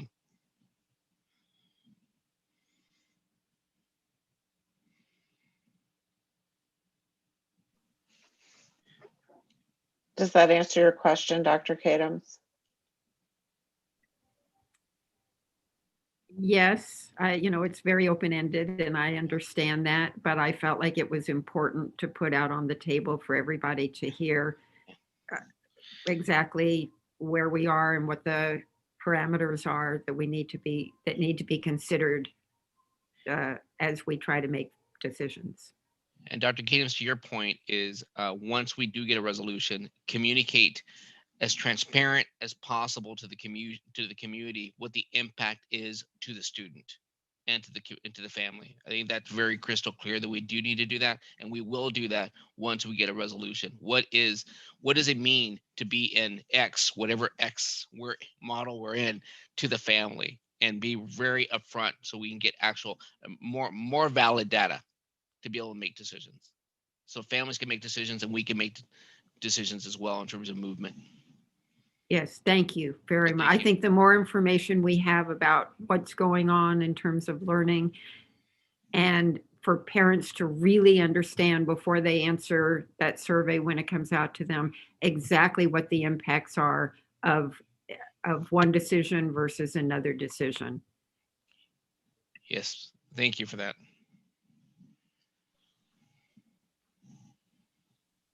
Anyone else? I know we still have quite a long way to go. I so appreciate all your work on this, and all my colleagues' deep consideration of these issues. And I hope we continue to keep doing the best we can. I know we will. I wish it were better, frankly, but we're going to do what we can. So thank you. Thank you. And I'm in classrooms watching kids and teachers do just perform magic online as best they can, and kids being as engaged as they can be online. So our educators are wonderful and doing a remarkable job with in this environment. And they've really, and the kids have adjusted. And I appreciate the board members that have been able to log on to visit some classrooms as well, because you know what I'm talking about. It's pretty magical when you see kids be able to Zoom and pretty fluently. So thank you. Okay. Next, we have a report on early childhood education with Darcy Becker. Take it away. Thank you, Dr. Kilgore. I'll start with an introduction and then hand things over to Darcy and team. In the fall, there were some conversations asking questions about what's happening for our earliest learners in this remote setting. And I took that question to my team person, Darcy Becker, who is our manager of early learning. And she got right on that. And so several people are joining her today, and I'll leave those introductions to her. But we have a brief report for you about what's happening with remote learning for our earliest learners, and time for you to ask a few questions. So I'll turn things over to you, Darcy. Thank you, Rob.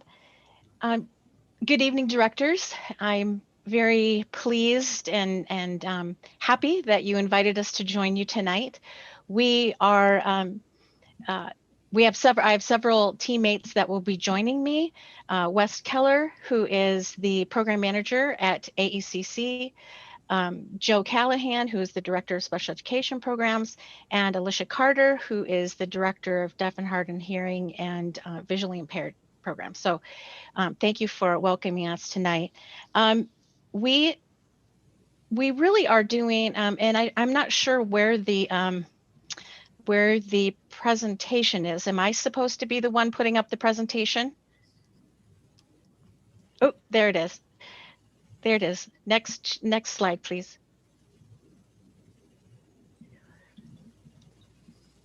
Thank you. We are really in early learning using many of the same tools and strategies that we are using in our primary grades. So kindergarten through second, third grade, we're using many of those same strategies. One of the big differences for us and for the younger primary children is the need to really engage in a two-generation approach. So you are not just delivering instruction to children, but you're also supporting the families, supporting the families to support their child's digital access, their remote access, but also understanding the tasks that are set out for them, the how to communicate back with the teacher using Seesaw or other kind of digital tools, what their learning looks like. So, so that is definitely kind of a hallmark of what is going on with early learning. We're doing a lot of supporting not just the students, but supporting the families as well. And I think we're all doing that much more so. But with young children, you know, they're not independently reading yet. So we have to do a lot more support for families. Next slide, please. So hi, everybody. This is Joe Callahan, Director of Special Programs. And one of the things that I work with really closely along with West is looking at services for kids that are our youngest kids who have developmental delays or developmental disabilities. And we work with our local birth to 3 program providers in our area. We have about 5 different agencies that we work with to help those students or those children who are moving from birth to 3 programs into our program at 3 years to 5 years. So our preschool program at Alderwood Early Childhood Program. The Child Find program is a team of psychologists, a nurse, occupational physical therapist, and speech language pathologist. It just left me there for a second. Sorry about that. And this is a look of what our team meetings look like now. We still are doing the same kind of services for evaluating children. We're doing a lot of interviews and lots of Zoom conferences, doing some parents walking around with their phone, following the student while we're observing what's going on with them. But our expertise at that level is really carefully working with parents around what's happening, how their child compares to what age typical norms are, and then how we're helping those students access services that they need. Typically, we have around 200 referrals in a school year. Last year in 1920, we only had 135. So the half year that we missed out on, or the time from March until, and our year typically goes through July. From March to July, we had a significant decrease in the number of kids that we referred. We get referrals from families, from physicians, from community caregivers, and we're, like I said before, we're doing those evaluations over Zoom. We are also looking at the areas that we look at for Child Find to look at developmental delay is pre-academics, communication, self-help, motor skills, both fine motor and big muscle motor, and then social skills. Next slide, please. Good evening, directors. Thank you so much for having us here to shine a bright light on all the great things we're doing in early learning in the Edmonds School District.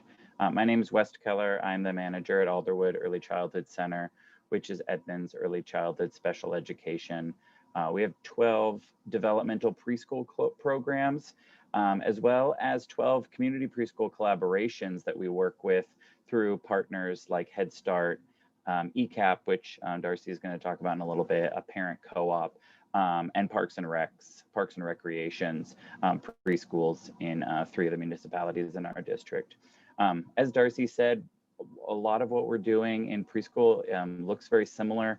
It is through Zoom and Seesaw, on district Chromebooks, whole group, small group activities, some more limited one-on-one meetings, and a lot more parent interaction, not just the parents sitting next to kids during Zoom, but also some parent coaching and some limited parent contact in our materials distributions, where we hand out materials for the next 2 weeks of instruction, and also front load the kids with some basic materials that they're going to need, scissors, glue, paper, markers, those kinds of things. We're also taking a cue from our friends in ECAP and trying to get the family involved in the entire school community through things like our Family Connection Pizza Night, which was done virtually with about 60 families in attendance, as well as coffee chats. I say air quotes because obviously we're not serving coffee to anyone, but just some open-ended times for families to drop in on administrators like myself and teachers and ask questions, mostly about re-entry and remote instruction. Next slide, Sherelle, thank you. I just wanted to spotlight a few really exciting initiatives that we're working hard on. Most of these are in an effort to promote our goal of increasing inclusionary practices. That is having students that have developmental disabilities and special education services, and those students who are typically developing belonging to the same learning community. So one of those is our networked improvement community, which is something we're doing through Northwest ESD. That's a small group of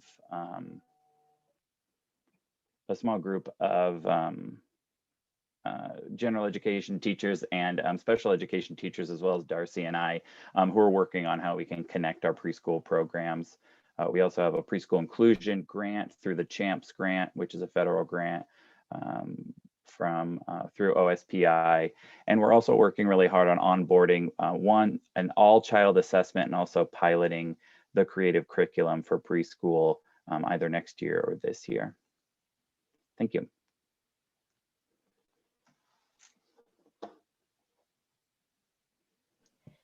Next slide, please, Sherelle. Next.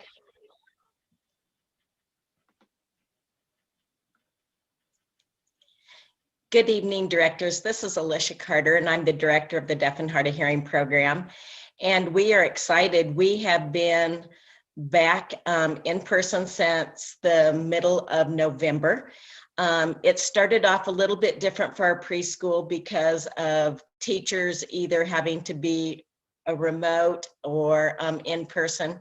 And so our preschool kids did get split for a little bit, but just as of 2 week and a half ago, the preschool teacher is back together, and you can see some in-person learning that is happening in the picture. And it is so nice. She's able to do both the remote kids and in-person together. And so right now we have 2 in-person and 2 remote. She works really closely with the families that are supporting the students at home or in the daycare centers. We have one family that's at the daycare, and they do a tremendous job.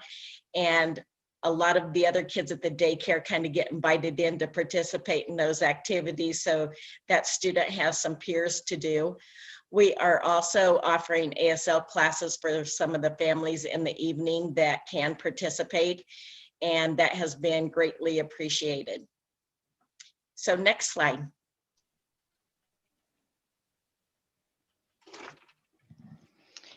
Okay, back to me. We have a program in our school district that has actually been in place since about 2010, I believe, called Edmonds Family Pre-K. And Edmonds Family Pre-K is a district-funded free program that we provide to families of children in their year before they go to kindergarten. It is a parent partnership program, so parents must attend with their children. When we're in person, they must attend with their children. And it's a great opportunity for kind of some side-by-side collaboration between the families and the facilitators on kind of understanding what school readiness looks like, what high quality play-based instruction looks like, and really also how families can support their children. So you see a couple of sets of photos on this slide that show products or actions that children have reposted back to Seesaw for their teacher to see their learning.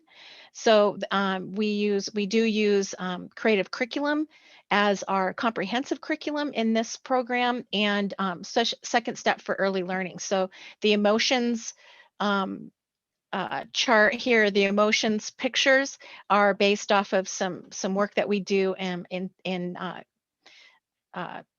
second step, and then some of the pictures on the photos on the bottom are shapes, learning about shapes, and the child going and finding things around the house that are different shapes. You see the little icon that says there's a video there underneath that. So the teacher posts a video and asks the students to go find something, and then the families take a photo or a video and post it back to Seesaw. So that's an example of some academic work that is going on and social emotional work going on in family pre-K. Next slide, please.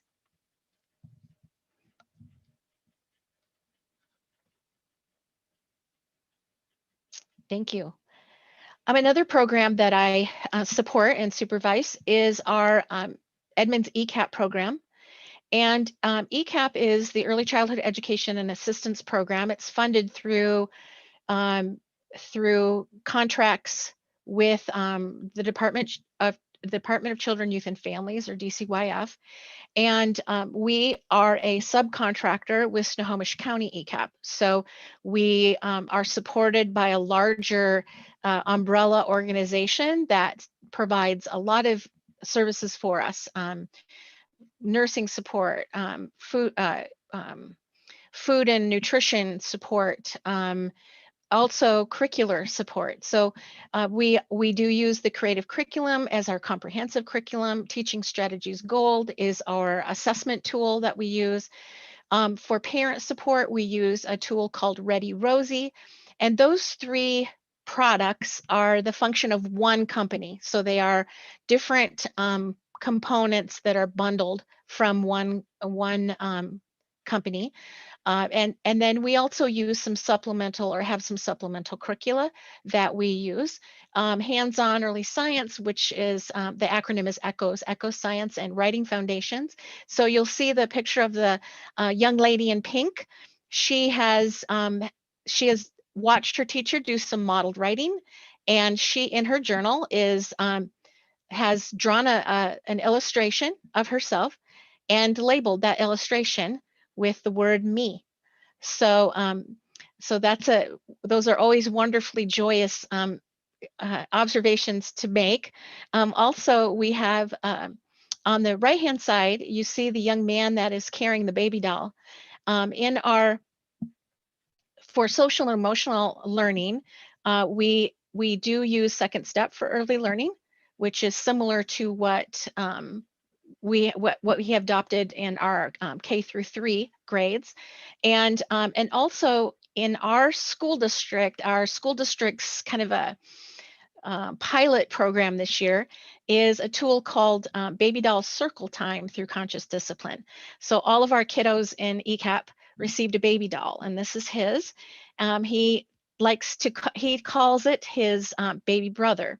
So this is his baby brother. And we do a lot of work around helping children to develop relationships using this baby doll circle time. So it's really about encouraging our children to gain those executive function skills of impulse control, emotion control, task initiation, working memory, flexibility, attention, metacognition. So they're really developing those skills through relationship building with their teachers and with one another in caring for their baby. So it's a really wonderful, so far it's wonderful, and it's so joyous to watch Baby Doll Circle Time. Next slide, please. ECAP is a program that it actually has 3 parts. Most of us know about the early childhood program, or the early childhood classroom preschool component, but there are 2 more components to ECAP that are very important. One is child and family health and wellness. It's a big component of the program. We provide support for families who are struggling with food insecurity, or they are struggling to feed a picky eater, or their children are below weight or perhaps above weight. And so providing some supports to them in that health and wellness area. We also do comprehensive family support through mobility mentoring, family education. So our families are actually doing conscious discipline training for families this year, which I'm facilitating.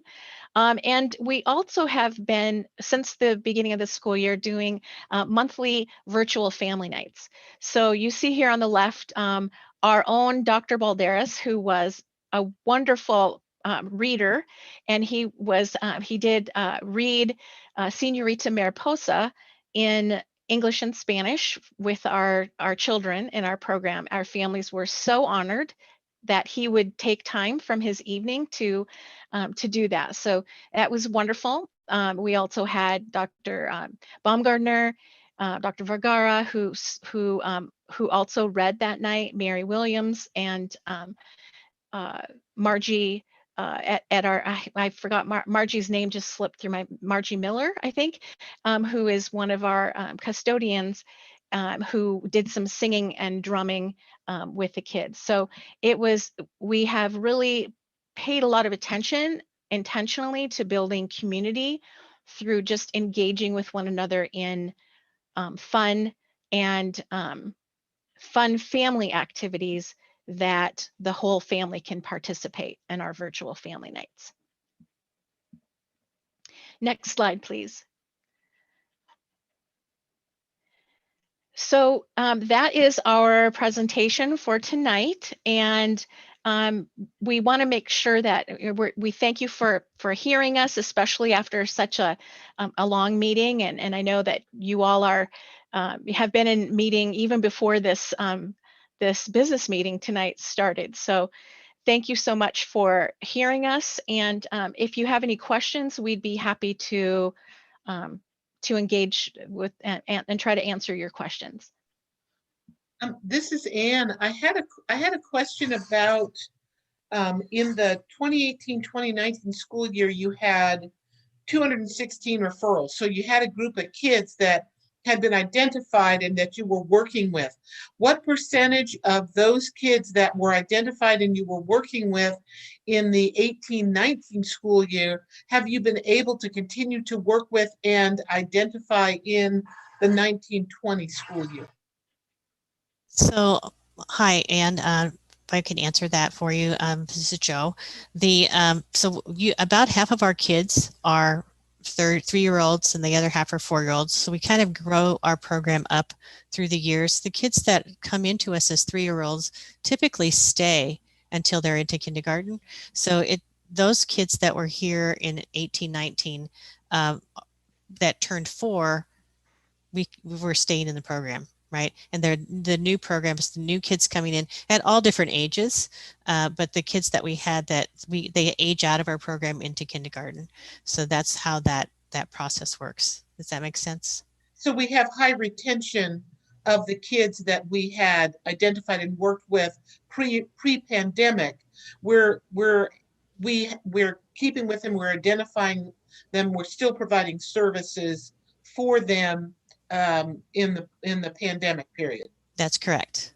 Yeah, we've retained 92% of our students pre and post pandemic, and it's a little difficult to parse the numbers out because students do move out of district, but only that 8% have specifically declined services because of pandemic, and we're actually working with them, prioritizing them and doing some assessment of those families. Most of them said they wanted to wait until in-person learning was happening. So we've kept in touch with those folks. We know who they are, and then we'll be prioritizing them for in-person if they're still within our district.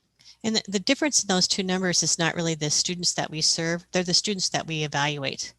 So it's about 80% of the students that we evaluate that move on into services of some kind. So where we did the numbers have dropped is new referrals. So new students coming in. And again, I think that has to do with families are sort of hunkering down and, waiting to see when they'll be able to access us and to work in a more in-person setting. I'd like to say, I think that high quality early childhood education is probably the very best strategy for narrowing the achievement gap. I can't speak. Thank you, Dr. Kadams. Absolutely. I am a huge proponent. I spent about 8 years of my professional life completely devoted to working on programs for 3- and 4-year-olds. And so I appreciate and thank every one of you and the people who aren't on here, but the staff who are working with these young ones, who particularly the needy ones. So thank you. I have one really small question because I mostly just want to say thank you. But on the family pre-K program, are kids and families who are in that program, do they have to meet eligibility of some sort, like income level, or is that open to anybody who wants to do it? No, it doesn't require a certain income level, or it doesn't have a limit on income level. The requirements are that it is the year before they go to kindergarten. We often get 2-year-olds and 3-year-olds and whose parents want them to join, but it's really developed, or it's really designed for school readiness for kids in their their year just before kindergarten. So that's one criteria.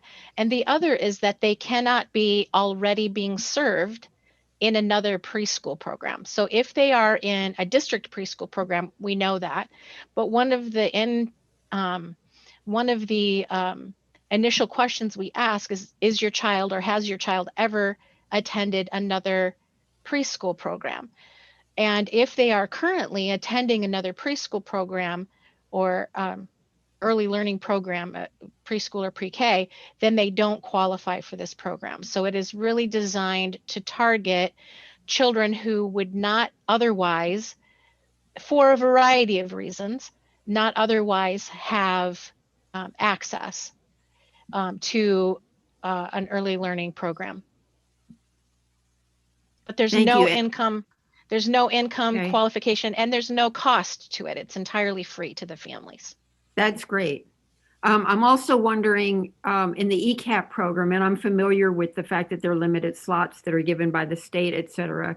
But in that, and actually in other programs like that that are for kids who meet income level, what are the strategies that the district is using to increase the number of kids? Because I know that we're not meeting the needs of, we're not getting all the kids that would meet those criteria. Right. We are so that's a complex question to answer, and so I'm going to try to be as concise as I can. We have expanded ECAP this year in a pandemic, go figure. From in the past 2 years, we've had 60 slots available in our district. We had 20 full day slots and 40 part day slots. This year, we determined, well, we knew that our full day slots were not fiscally sustainable. And so we asked the state if we could, or the county actually, if they would exchange our 20 full day slots for 40 part day slots. And the county agreed to that. So we had 80 part day slots. And then because Edmonds School District is so high on the priority rating for the state as far as expansion, the state came back to us and said, would you take an additional 40 slots? And the answer was, after consultation with a variety of district level staff, because there is a district investment that goes beyond just what the funding that comes through DCYF. So we have expanded from 60 slots last year to 120 this current year. Right now we are at, I think, approximately 100. We have about 108 of those filled, 106 of those filled in there somewhere. And so that has been one of the reasons we can have a comprehensive family support program is we have 3 family support specialists who are dedicated to ECAP, and they have done a tremendous job recruiting. We work with our partner programs throughout the Snohomish County area to learn about different recruiting techniques that they've tried, and we're constantly trying new ways to recruit and get the information out to our families. So I think we still have about, according to the caseload study that DCYF did last, we still have over 400. They estimate that we have about 400 additional families who would qualify and sign up for ECAP if those spaces were available here in our community. So we have a ways to go, but we've made good progress. So I'm sorry that's such a long answer, but it's a complicated kind of question. That was very helpful. Thank you.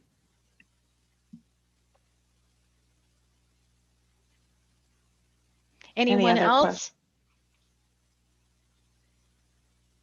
I could talk all night about ECAP. I know that y'all probably want to go home or get through the rest of your meetings so that you can be offline.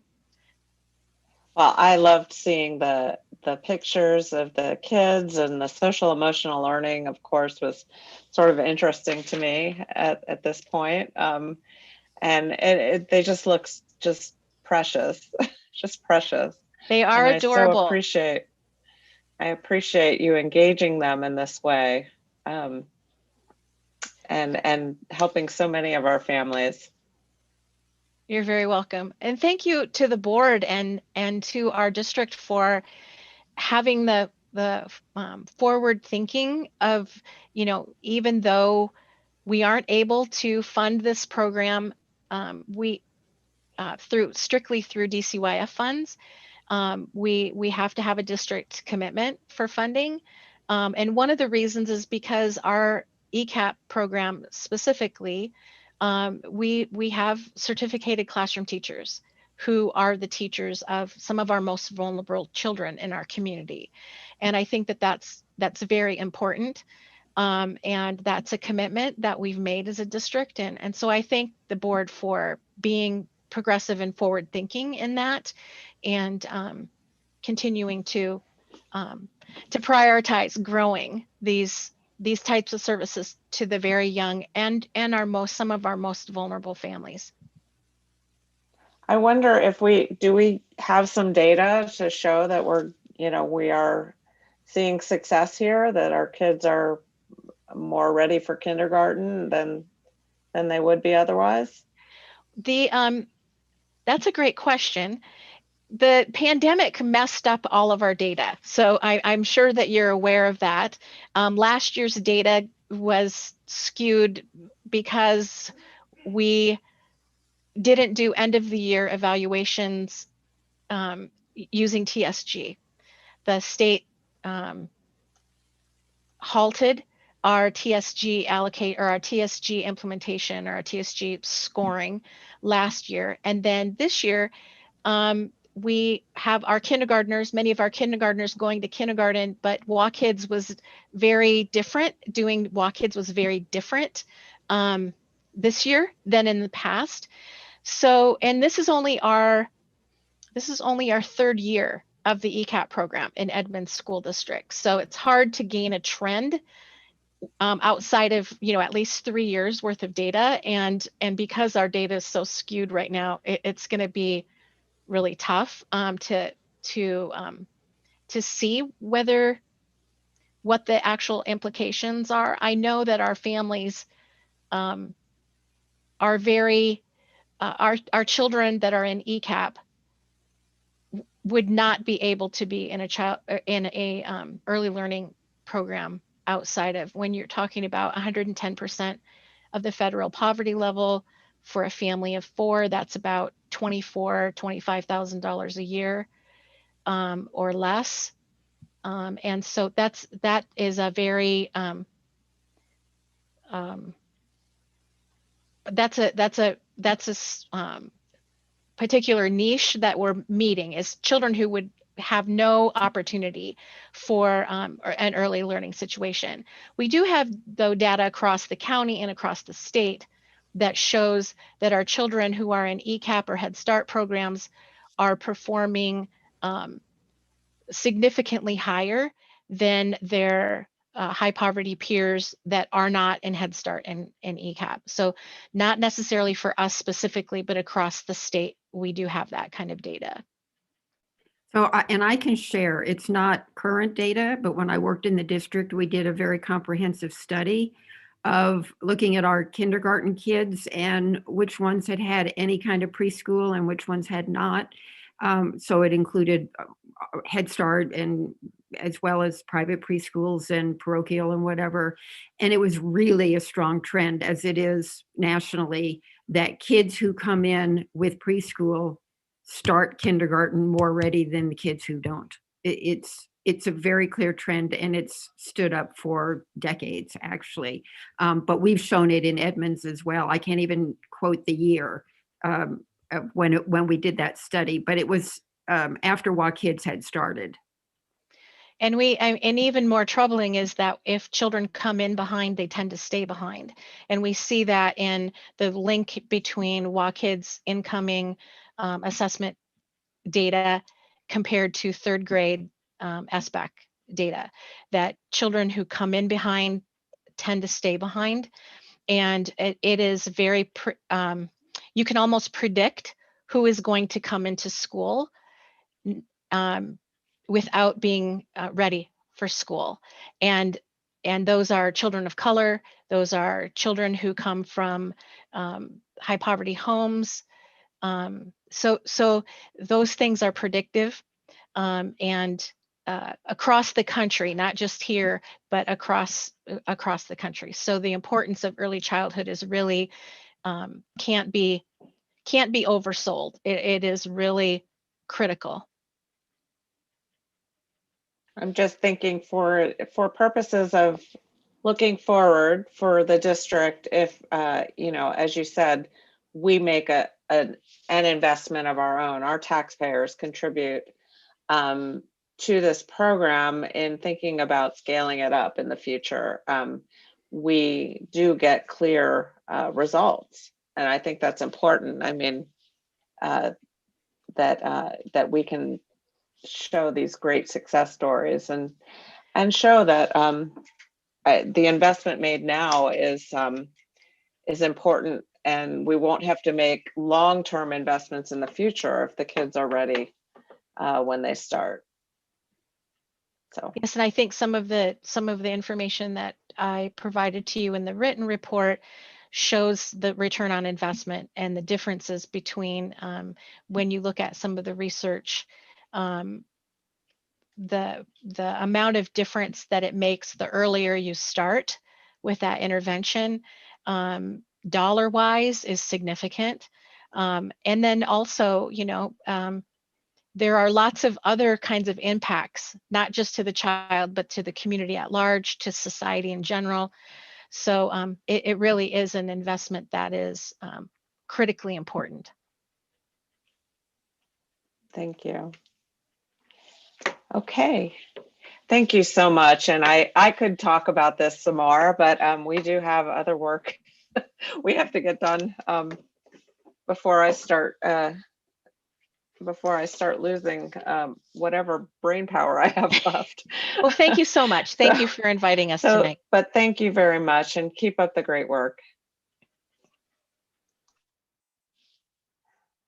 I'm looking for, okay. And next we have our school improvement plans. Dr. Baumgartner. Yes, thank you.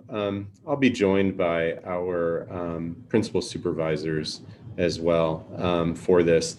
I do not have a report as in the way of slides for you this evening, just recognizing that it's a lengthy meeting, and you've had the school improvement plans for some time. So really leaving this evening for questions. But I did want to frame it for those that are joining the meeting. The school improvement process is an annual process that our schools undertake, and it's really driven by inquiry, where we want our administrators to lead their school-based teams in understanding at a deep level what's happening and not happening in terms of what's producing, what are those root causes behind the results that students are achieving within those individual schools. We've supported that learning over the last several years. However, this year, due to all that's going on, we have to admit we did not provide the same levels of support from a whole group learning standpoint. So the majority of the support that our administrators have received is through consultations with their supervisors. And so they were initially tasked to begin their school improvement planning process last spring. And a big part of that is measuring what happened, really assessing whether the 2019-2020 plan whether they gained the results they had hoped. And of course, we know that was somewhat derailed by the pandemic, and that's really affected the process ongoing. But we have held our administrators to the expectation that we really want them to be able to assess what went well and what are those improvement strategies they need to carry forward into this year. And so they've developed those plans with their teams, and that's what was presented to you in December in the binders with the printed plans. Before you receive those, though, draft plans were submitted, and our principal supervisors provided feedback to administrators and asked for, in some cases, some pretty significant revisions. And I know in some cases those revisions are ongoing and may not be represented in the latest versions that you have. But those will be updated over time.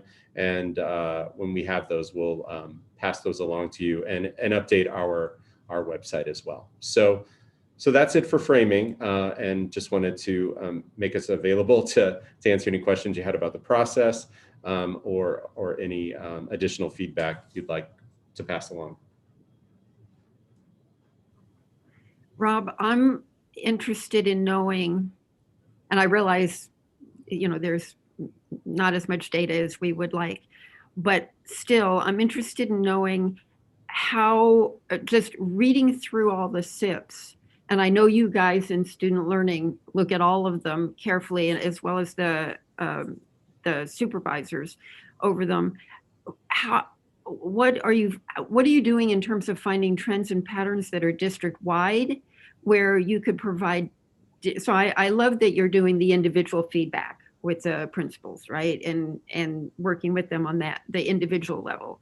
But in terms of using the information across the SIPs to provide support, PD, making decisions in terms of what the needs are out there, by finding trends and patterns across the SIPs in terms of what the needs are, what's not being met, and what is doing well.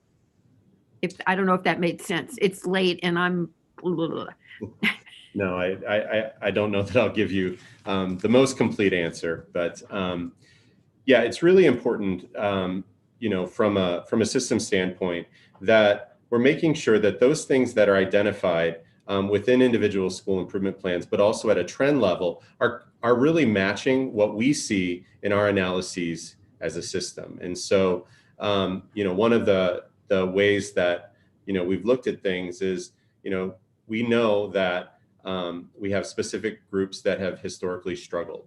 And so when we look at what are identified within those school improvement plans as the opportunity group as an example, those should be consistent with what we see to be those trends in data.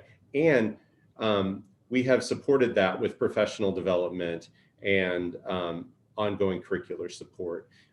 Specifically, significant work has been done over the years in supporting English learners. And we have considerable supports on our team and more specifically the student services team in supporting, better supporting those students. And so, that's just one example. Some of the places that we're also looking at some things and trying to be more strategic, and this will seem a little perhaps unexpected, but one of the goals I have in pulling out themes is actually presenting those data to our human resources department, so that part of our recruitment and retention strategies are about getting people that have the backgrounds that we need to get more strategic in our staffing. Again, using the example of English language learners. Shouldn't we have a goal of recruiting and retaining more staff that come to us with a background in supporting language development or endorsements in those areas? So that's a specific area. One of the things that I do think it's important to highlight is we are trying to support individual schools in some of their work through our use of instructional coaches at elementary, some of our content leads, and then there's some specific work with student services as well. So our schools that are working hard to target improvement with students receiving special services, special education services. There's some specific work going there, partnerships in professional development, and those kinds of things. Thank you. Of course. And Nancy, I just want to jump in. I know it's getting late, but to what Rob was just saying, I think of what our Kelly Moses and her team in our Yale department, or the aspiring multilinguist, is the PD that they're doing right now. There's a 3-part PD, and Victor can jump in here as well, but it is specifically targeted on research-based practices and push-in, and kids learning in the gen ed setting, and all of these pieces. And 90 participants, in the district attended on that first session. And I just think that speaks to the willingness of our staff to engage and know that this is the common work that we need to do and get better at. And then in addition, so it's a department noticing that, it's SIP plans driving that PD, and then going out and finding those professionals, in the nation, and bringing them, virtually here to deliver that really significant PD. And it's quite a time commitment, but it is the right work.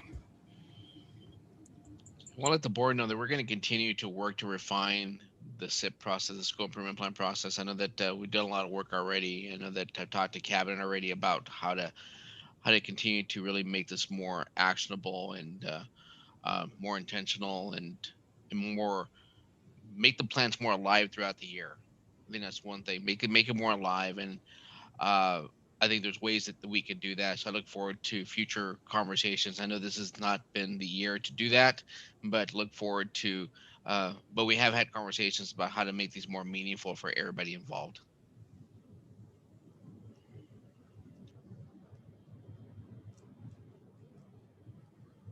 Anything else, board?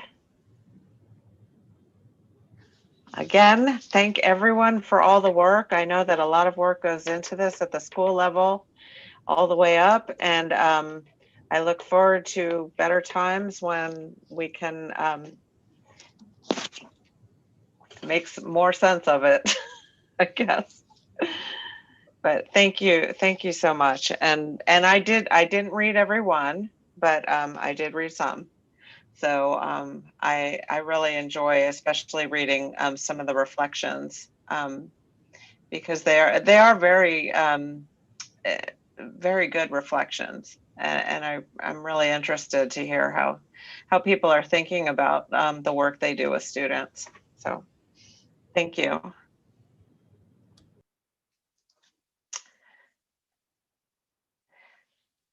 Okay, next we have our budget and finance report. Lydia Selly. I'm going to go through November very quickly for 2 reasons. One is that November is very consistent with what you saw for October, and you are going to see me again in 2 weeks with the December report. So I'm going to go ahead and, Sherelle, if we can skip straight to the line graph, which is probably about 6 pages in. That one, thank you. So the good news is there's a little bit of improvement over last month in projections. And so our current estimates are that we are holding steady with where we ended in 18-19. So of course, 19-20 was a significant increase because the state continued funding us at full enrollment levels when school was closed. But we have made significant efforts in watching our staffing and spending, maximizing things like CARES, and so far we're coming out pretty good. And I'll give you an update again in 2 weeks. And if we could turn to the next slide, which is enrollment. Enrollment, not quite as happy of a story. It is holding pretty well. There is a subsequent decrease in December of just 7 full-time equivalent students, another 13 in January. I always worry a little bit about February when the semester changes, but so far, the decrease is slowing way down. So that is all I wanted to talk about for November. What is I apologize. What is the total decrease? It's hard for me to see the numbers, I guess. Oh, sure. So just for December and January that you can't see yet because we're on November, January decreases, December decreases just 7 more students. And then January will decrease another 13 students after that. So the big That's drop 20 plus, what is this, about 50 or 60 since the beginning of the year? That's, I think I have every number on my computer screen, but that one. I apologize. okay. Well, it looks like I'll get you the exact number, I promise. 50 or 60 plus 20. And so, okay. All right. Thank you. I'll get you an enrollment map.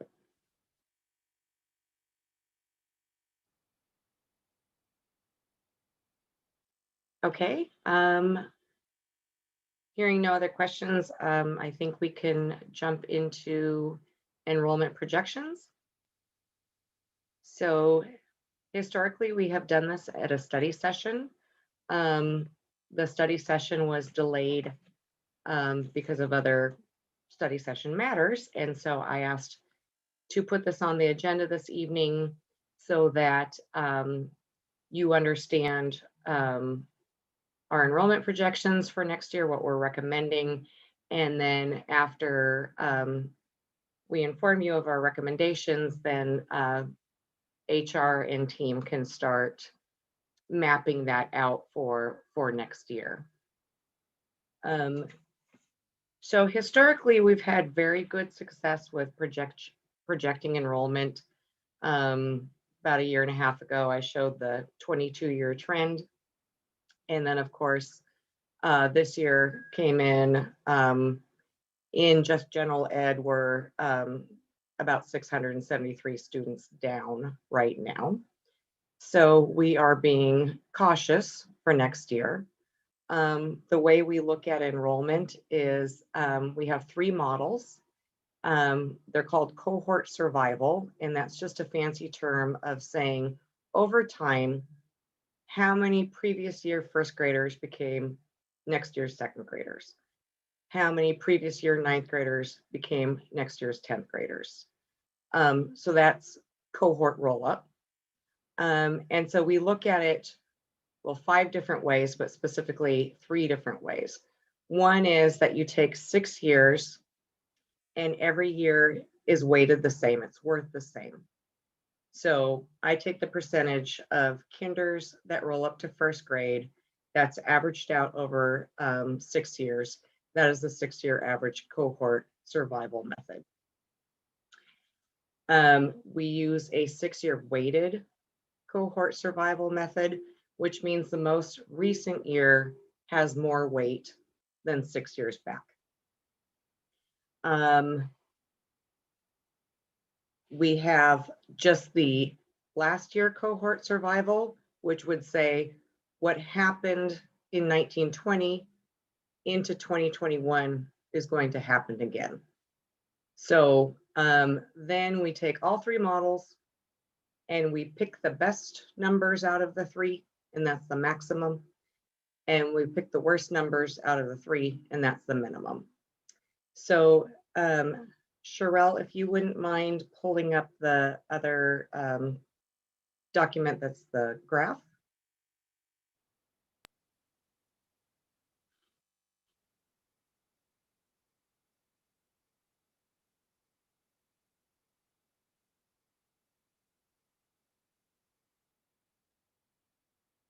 Thank you. So the medium blue color on the very left, that's 5 years back. So you can see for 5 years, our enrollment was extremely stable. anywhere from 19.1 to 19.3. Keep in mind, this includes Running Start, alternative learning programs, and EdCap. This is just K-12 excluding those programs. So very, very stable. This year is the burgundy, the significant drop. The shaded line after the hashed line are the results of those 5 models: the minimum, the maximum, the various cohort survivals. And we are recommending this gray bar, which is a very modest increase of 67 full-time equivalent students over where we're at today. The kindergarten class we expect to pick up. Middle school is just a little bit down. That's kind of a natural bubble going through. High school is just a tiny bit up as well. The kindergarten class, we examined an earlier projection from one demographer, a newer projection from another demographer, and percentage of births method, and all feel comfortable that kindergarten, we expect it to look like it did a year ago. So that is what we're planning on building our budget on, is a slight increase over where we're at today, which is very conservative, but also allows us to keep a pulse on things and increase our staffing if we are starting to see more kids come back.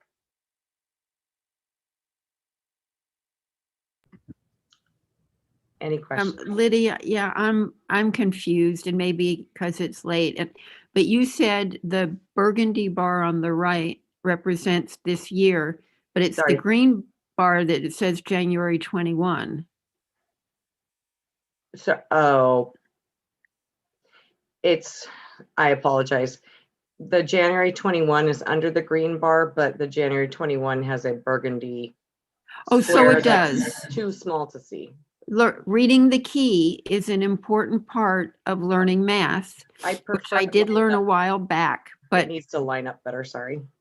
No worries. It is the key, but yeah, I was not paying attention to that. Okay. Thank you. Okay. Lydia, I have a question. You said we could staff up if we see kids coming back. And I think that would be the question is, I hate to be, the pessimist, but it's quite possible we could be in a hybrid model even going into the fall if our kids aren't getting vaccinated. And so I don't see that, I don't see that necessarily. I don't know where our growth is going to come from if it extends that long. Well, there's one possibility that kindergartners have not attended school.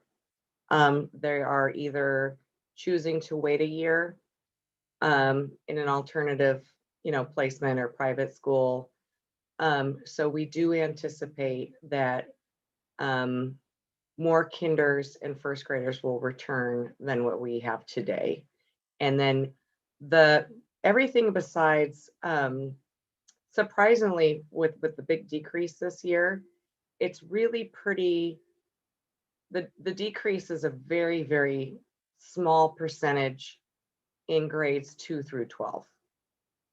Just the majority of the decrease occurred in those first 2 grades. So if you skip kindergarten this year, I don't anticipate that you would skip kindergarten the second year, as you've already turned 6. That makes sense. I'd look forward also to, again, this is not, it's a longer discussion, but, we do have kids, I guess, who are technically in the district, but entirely disconnected from their classes. And I'm also worried that we'll see, of course, I don't want to lose any of them, But I've heard, not this is very anecdotal, some kids simply choosing to fall away, you know, in the upper grades, and decide to go for a GED. Yes, it is by far and away the most difficult year to predict ever for any business manager across the state. It's, again, we're being conservative. It's that balance between, you know, we could say we're going to have 1,000 less kids, but then it would be really difficult to staff up that high volume in August. At the same time, we don't want to over project 2 years in a row. It's financially challenging.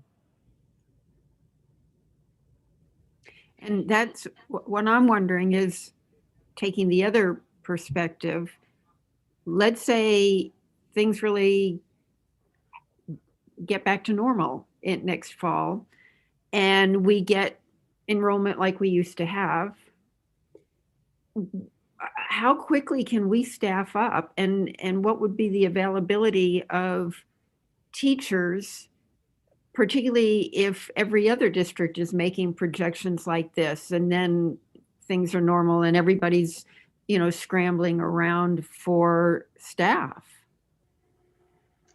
It will definitely be more of a challenge this year because in past years, if projections seem a little bit low, you see that in kindergarten registrations that will be occurring this spring. You see that when schools call you and say, can you re-examine this, because I think I've got more kids in the 7th grade at my school than you're projecting. Can we talk about this? And we'll analyze that and increase staff, you know, in the late spring. Unfortunately, since we don't know what fall schooling looks like, it unfortunately could be more of a scramble in August. And that's the sad. Do reality. kindergarten registrations, are they like rolling so people can come and register their kindergartner like through the summer? Yes, I've seen, unfortunately, a lot of years where parents register their student the day before school starts, that they haven't perhaps realized that kinder is about to start. I think, well, I hope that families are more cognizant of school since it's so different right now.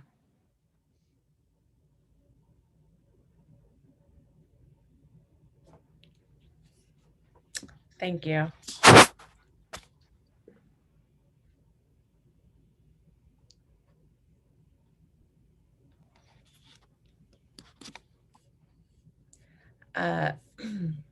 Could you just tell me the timeline on when we need to choose, make some board decisions on what enrollment numbers we're going to use? It's our timeline.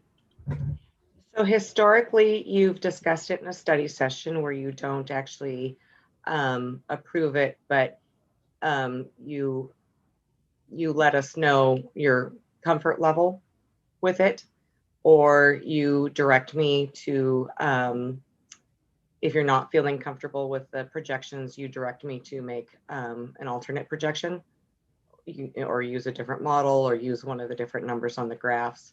So hopefully maybe a week or so would be excellent. Okay. Thank you.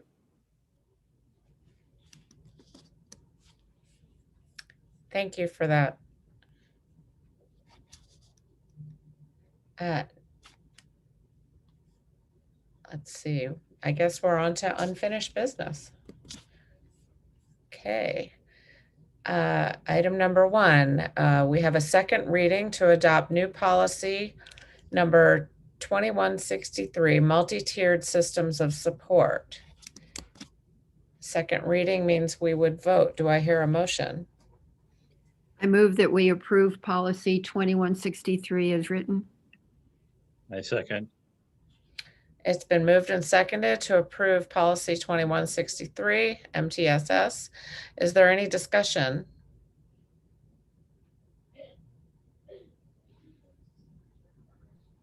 Hearing none, I will call for a roll call vote, please, to Director approve. McMurray, Aye. Director Chase, Aye. Director Noble, Aye. Director Kadams, Aye. Director Kilgore. Aye. And the motion to approve policy number 2163, MTSS, is passed. Second item under unfinished business, a second reading to adopt revised policy 4210A, regulation of dangerous weapons on school premises. Do I hear a motion? This is Ann, move to approve. Second. It's been moved and seconded to adopt revised policy 4210A. Is there any discussion?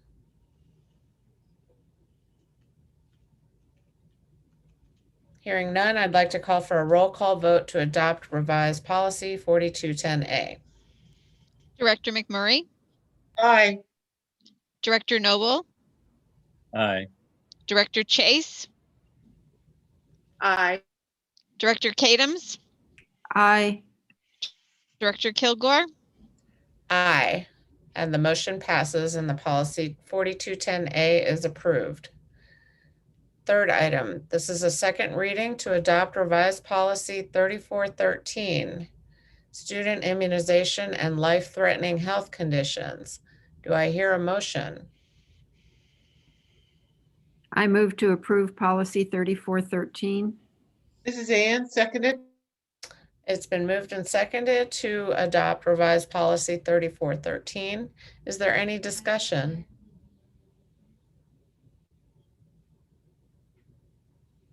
Hearing none, I'll go ahead and call for a roll call vote, please. Director McMurray, Aye. Director Noble, Aye. Director Chase, Aye. Director Kilgore, Aye. Director Kadams, Aye. And the motion passes and a revised policy 3413 is adopted. Next, we have new business. The first is a single reading to approve the 2020 to 2021 school improvement plans. Do I hear a motion? This is Ann, move to approve. Second. It's been moved and seconded to approve our school improvement plans for this year. Is there any discussion?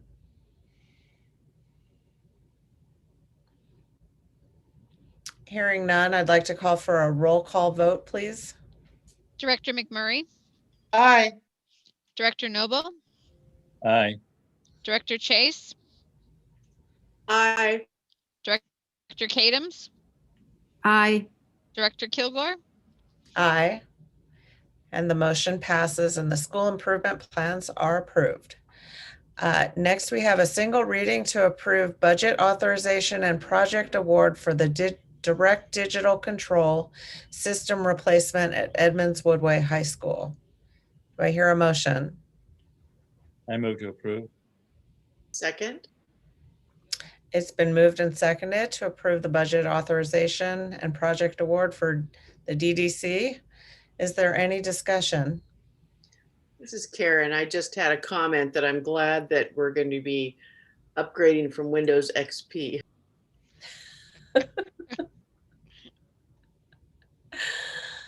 Any more discussion? I'm sorry. Hearing none, I'd like to call for a roll call vote, please. Director McMurray, Aye. Director Noble, Aye. Director Chase, Aye. Director Kadams, Aye. Director Kilgore. Aye, and the motion passes and no more Microsoft XP. It was good in its time, right? Next, we have a single reading to approve the acceptance of completed public works contract number Q19-11CP for gym bleacher replacement at Mount Lake Terrace High School. Do I hear a motion? This is Ann, move to approve. Second, this is Karen.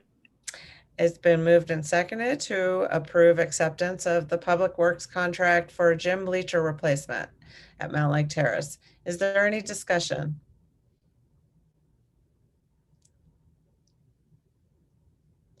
Hearing none, may I have a roll call vote, please? Director McMurray, Aye. Director Noble, Aye. Director Chase, Aye. Director Kadams, Aye. Director Kilgore, Aye, and the motion passes and the public works contract Q19-11CP is approved. Next, we have a single reading to approve Resolution 21-04, certification of 2021 excess property taxes. Move Do to I hear a approve. motion? Is that you? You moved that to Move to approve? approve, Karen, yes. Okay. I second it. Okay, it's been moved and seconded to approve Resolution 21-04. Do I hear any, is there any discussion? Hearing none, may I have a roll call vote, please? Director McMurray, Aye. Director Noble, Aye. Director Chase, Aye. Director Kadams, Aye. Director Kilgore, Aye, and the motion passes. And Resolution 21-04 is approved. Next, we have a first reading, no action, adoption of revised policy 6700, nutrition, health, and physical education. Do I hear a motion? Oh, no motion. I'm sorry. Is there any discussion? I just want to say that I'm really glad to see that we're actually putting into policy that students need to have 20 minutes assured of lunchtime. When I was running for the board in the campaign, that was actually an issue that came up quite a bit from parents who were concerned with their kids who were not eating their lunch because they were trying to run out to recess or whatever. And so to make sure that schools are putting in place processes to assure that kids are sitting there and eating their lunch for 20 minutes, I think is important. So I'm happy with that.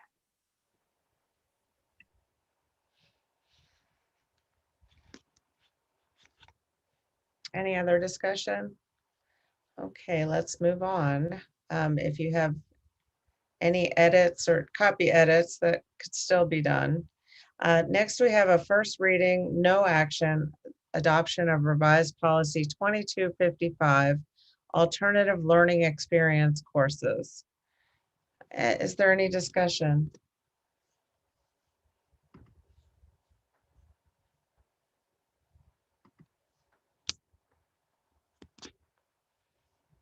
Okay, then we'll move on. Next, we have a first reading, no action, adoption of revised board policy 3205, sexual harassment of students prohibited. Is there any discussion?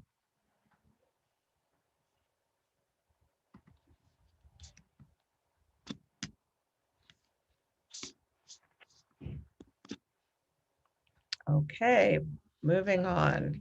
Next, we have a first reading, no action, adoption of new board policy 4300, limiting immigration enforcement in schools. Is there any discussion?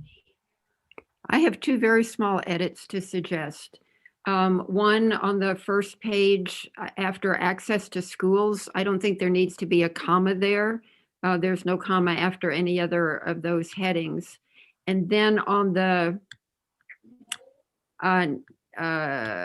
second page, I guess, the next to last paragraph, there's a redundancy here. It says the district superintendent or authorized designee should request the presence of a district representative to be present. during any interview. I don't think we need the words "to be present." I think shall request the presence of a district representative during any interview meets the needs of that intent. Okay. Yeah, I had a question on the section on gathering immigration related information, and it's basically it includes asking the birthplace of any person, and I don't understand why it would become against policy for any district employee to ask the birthplace of a particular student. I think every school I've been in has had some display in the lobby, either flags or a map showing the origins of all their students to celebrate the diversity of their school. I know in ELL classes, oftentimes learning is even tailored to the country a student is from because of idiosyncrasies of how that country teaches. So why is that? That's not anything to do with immigration or whether you're an illegal or legal immigrant. Why do you have the birthplace in this policy as something that should be restricted? Okay, well, Director Noble, per the ACLU, schools may ask, but they cannot require a student to share their place of birth, as that may potentially disclose their immigration status. And there was a Supreme Court case back in 1982 that dealt with not denying a free and appropriate education to a student on account of their immigration status and place of birth, in one way that it can be discovered. So we do not ask about it. Well, it says that you shall not inquire, and you just told me that you can't require a student to tell you, but it doesn't say you can't ask them. So, but this is saying you cannot ask them. Does that mean every school now has to take down their displays of their international aspects of that school?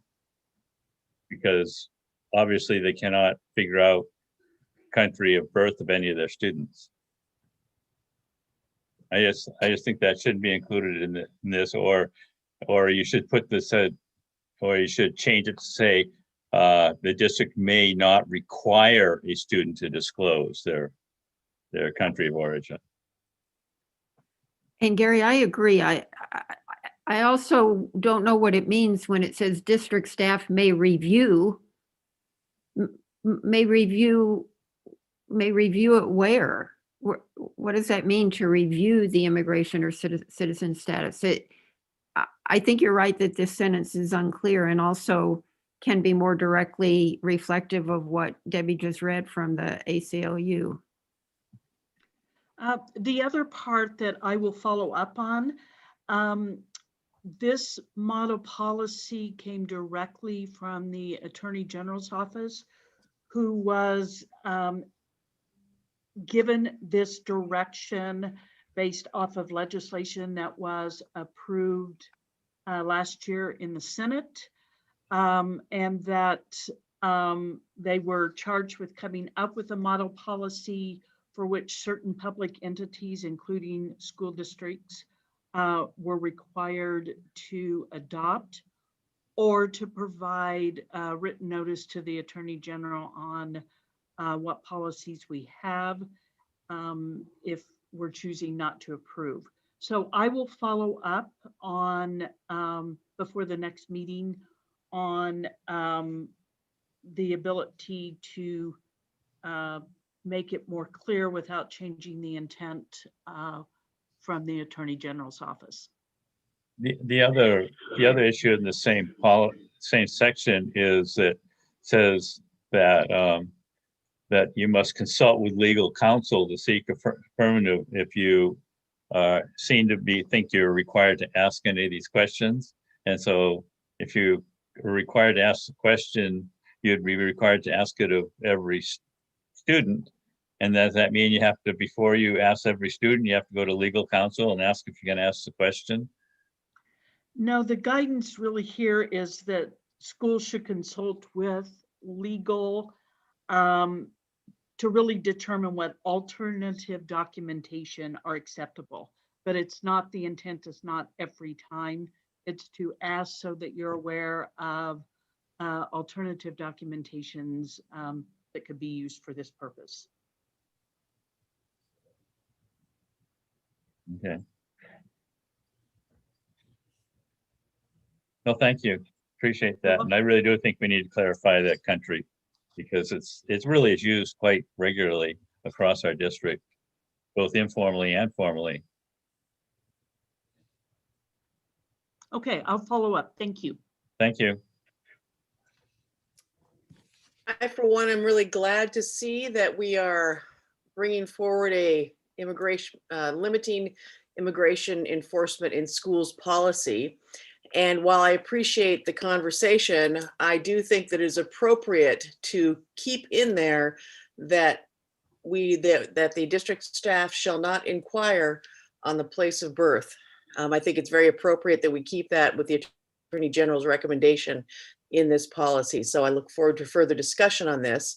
However, as we know, immigration status can be something that is very, cause a lot of unnecessary, a lot of stress and trauma and anxiety. Otherwise, we wouldn't be putting a policy together limiting immigration enforcement in schools. So I personally like it as written right now.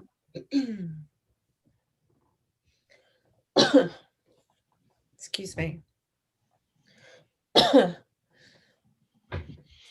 Thank you. Next, we have a first reading. Excuse me. No action. Adoption of new policy 3424, opioid-related overdose reversal. Is there any discussion?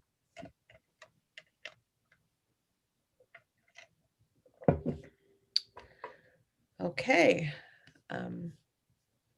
Next, we have our board member comments, and I'd like to see who's still here. Thank you so much, students, for sticking with us. And Ratika did chime in at one point, and I'm hopeful that if any of you feel like you'd like to chime in, please do. So Isabella, you're the first person I see. Do you have any comments for us tonight? Yeah, actually, as you, Dr. Kilgore, and many other people have commented about the social emotional piece of like online learning and, well, any learning, but how it's kind of worsened now with online. I want to share like my own personal experience with it as a high schooler. So I personally feel like I'm not really connected to my high school at all, even though I'm like doing extracurricular activities and everything. And so I bet like other students are also feeling that way, especially high schoolers or elementary schoolers also, and middle schoolers. And I know that a lot of people don't agree with, like, don't want to go to the hybrid model due to COVID, because COVID is dangerous, but depression that has arisen among many students due to being online and not getting these social interactions is also very dangerous. And I also want to point out that like CTE classes and like science classes that require labs right now, they don't have like the space to do that. So I'm in like an IB chemistry and biology class, and we're having to like watch labs, like watch YouTube videos of the labs, because we obviously can't do them ourselves. And then we still have to do like all the note taking afterwards. And it's really hard to learn from that, especially when like I want to study medicine in the future. And it's really hard learning from a YouTube video when it's supposed to be a hands-on activity.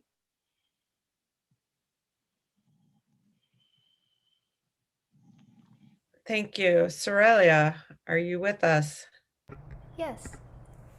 I'll add on to what both Ratika and her just said before. Sorry, your name like vanished. I'm sorry.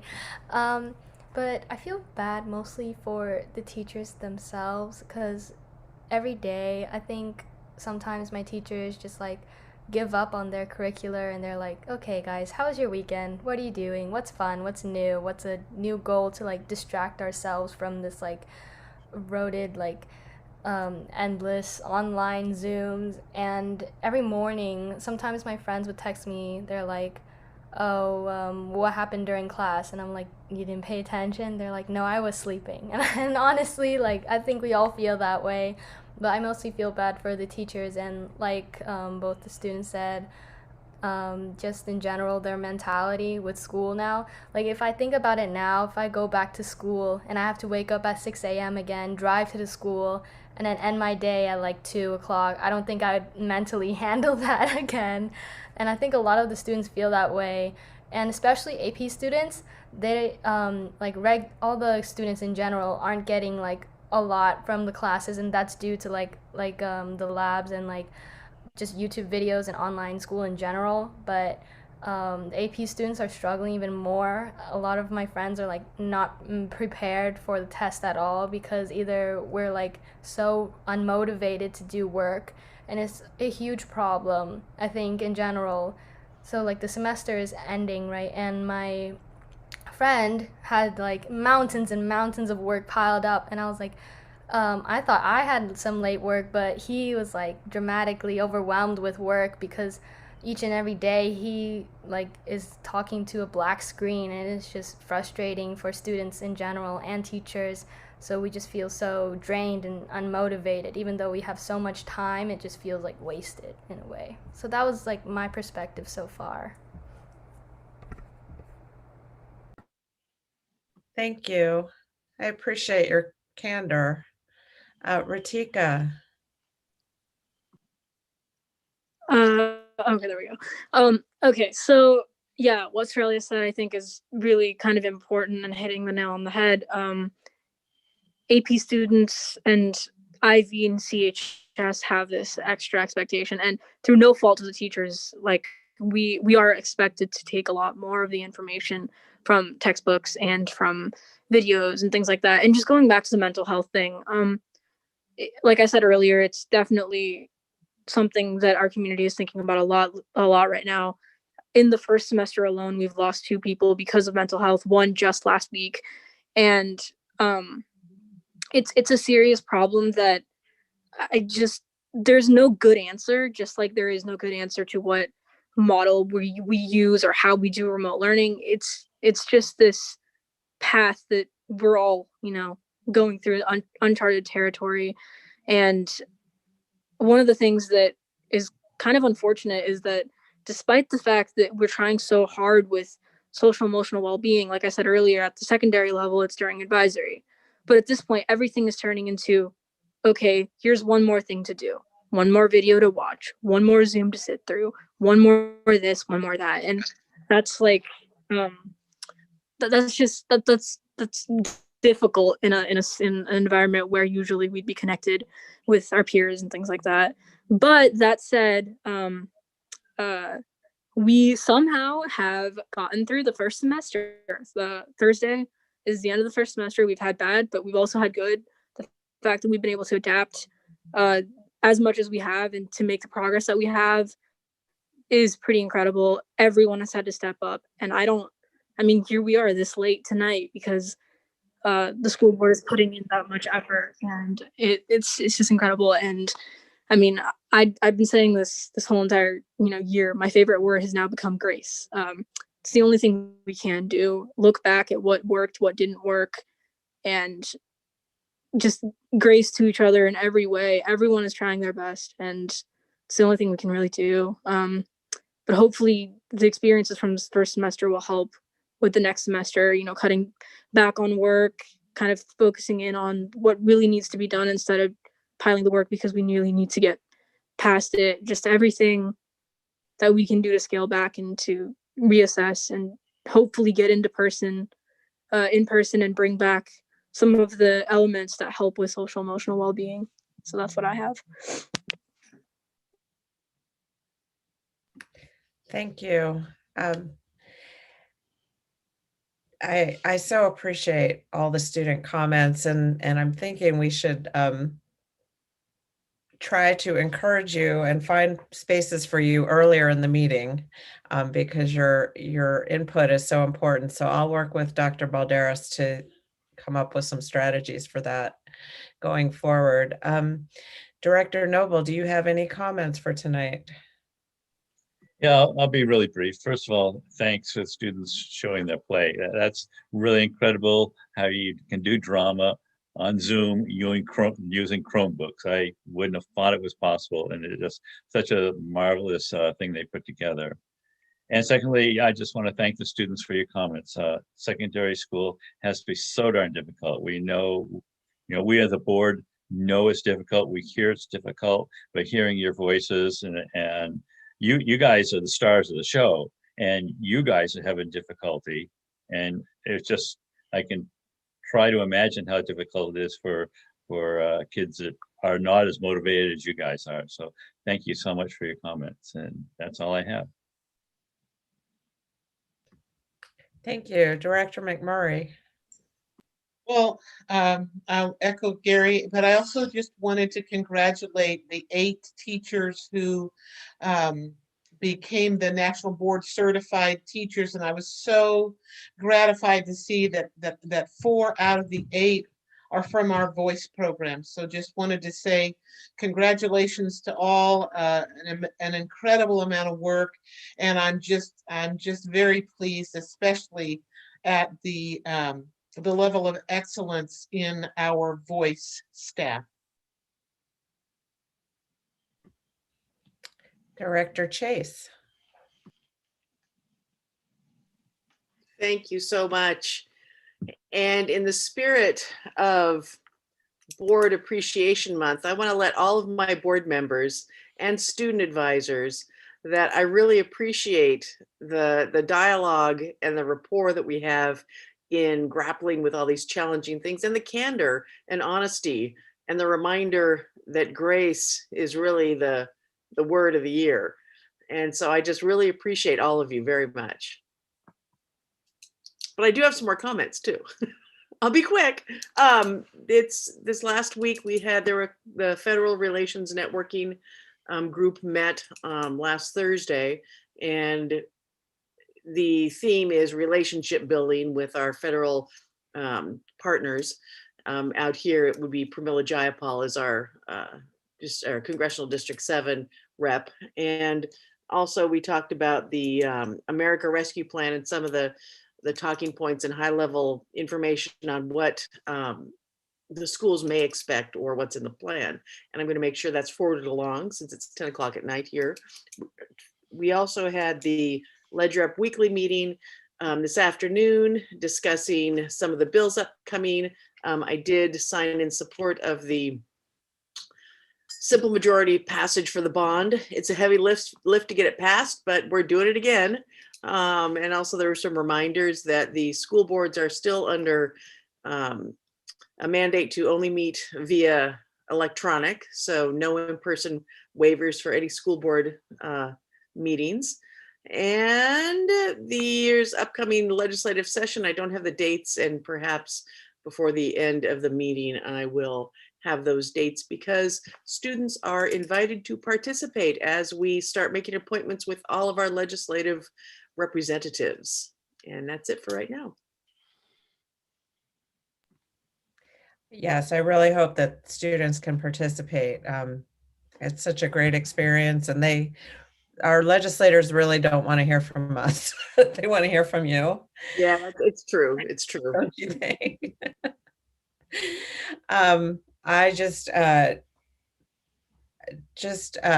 briefly, I as you know, my son is participating in the Deborah, do I yes. get to make a comment? Oh, I'm sorry. I apologize. Yes, Director Kadams, go. Well, I don't want to go after you because you're like, I wrap it up. You wrap it up. Right. So, what was I going to say? Oh, okay. So first of all,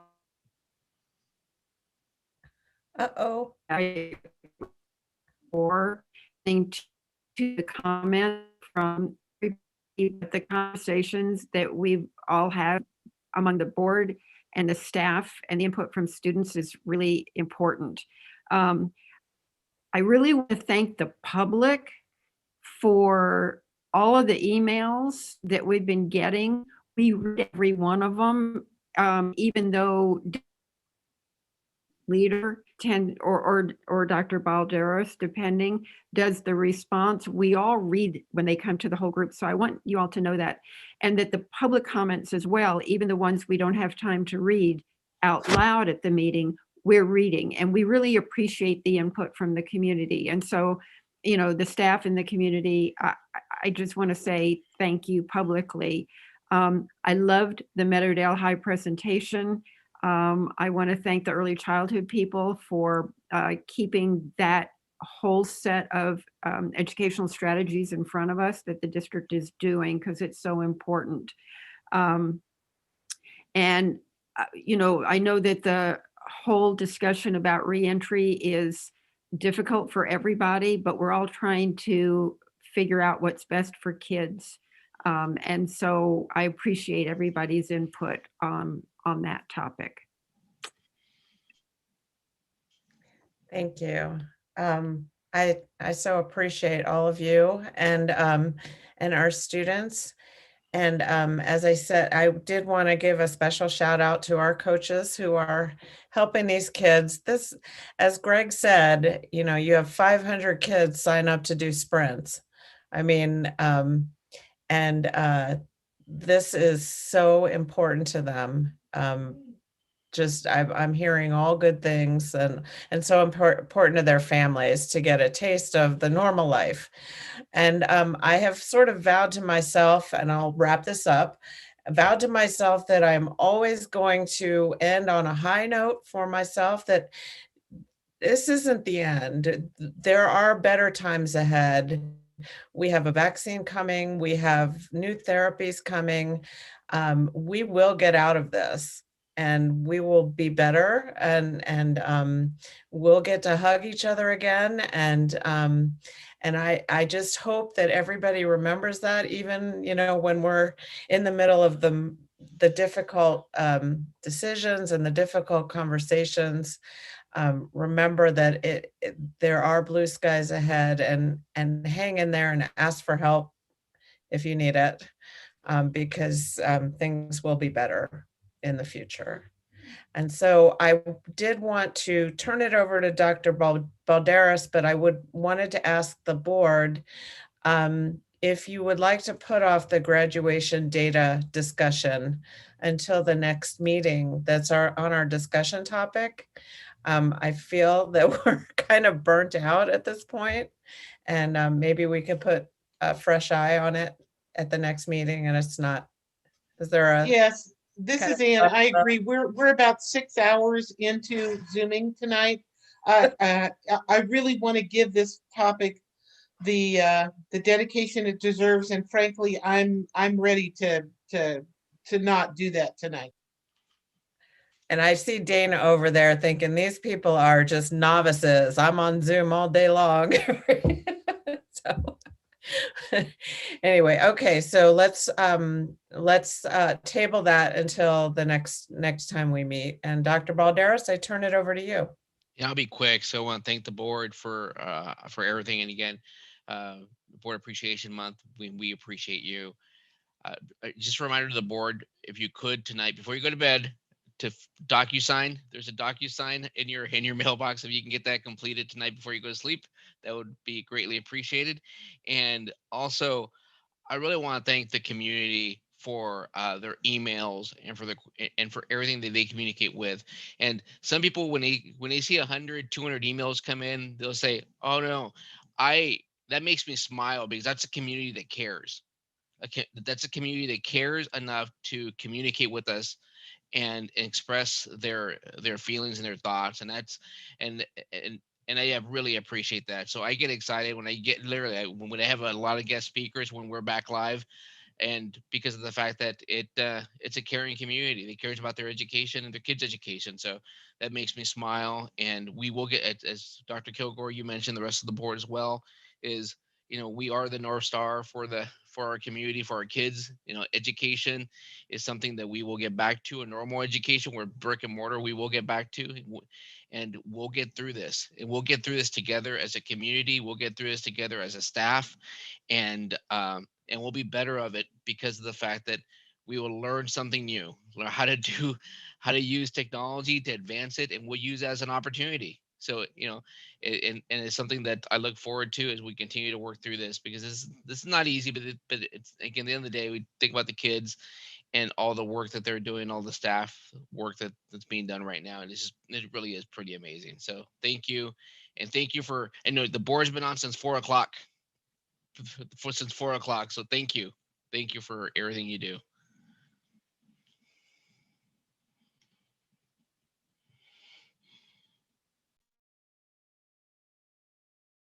Oh, sorry, meeting adjourned.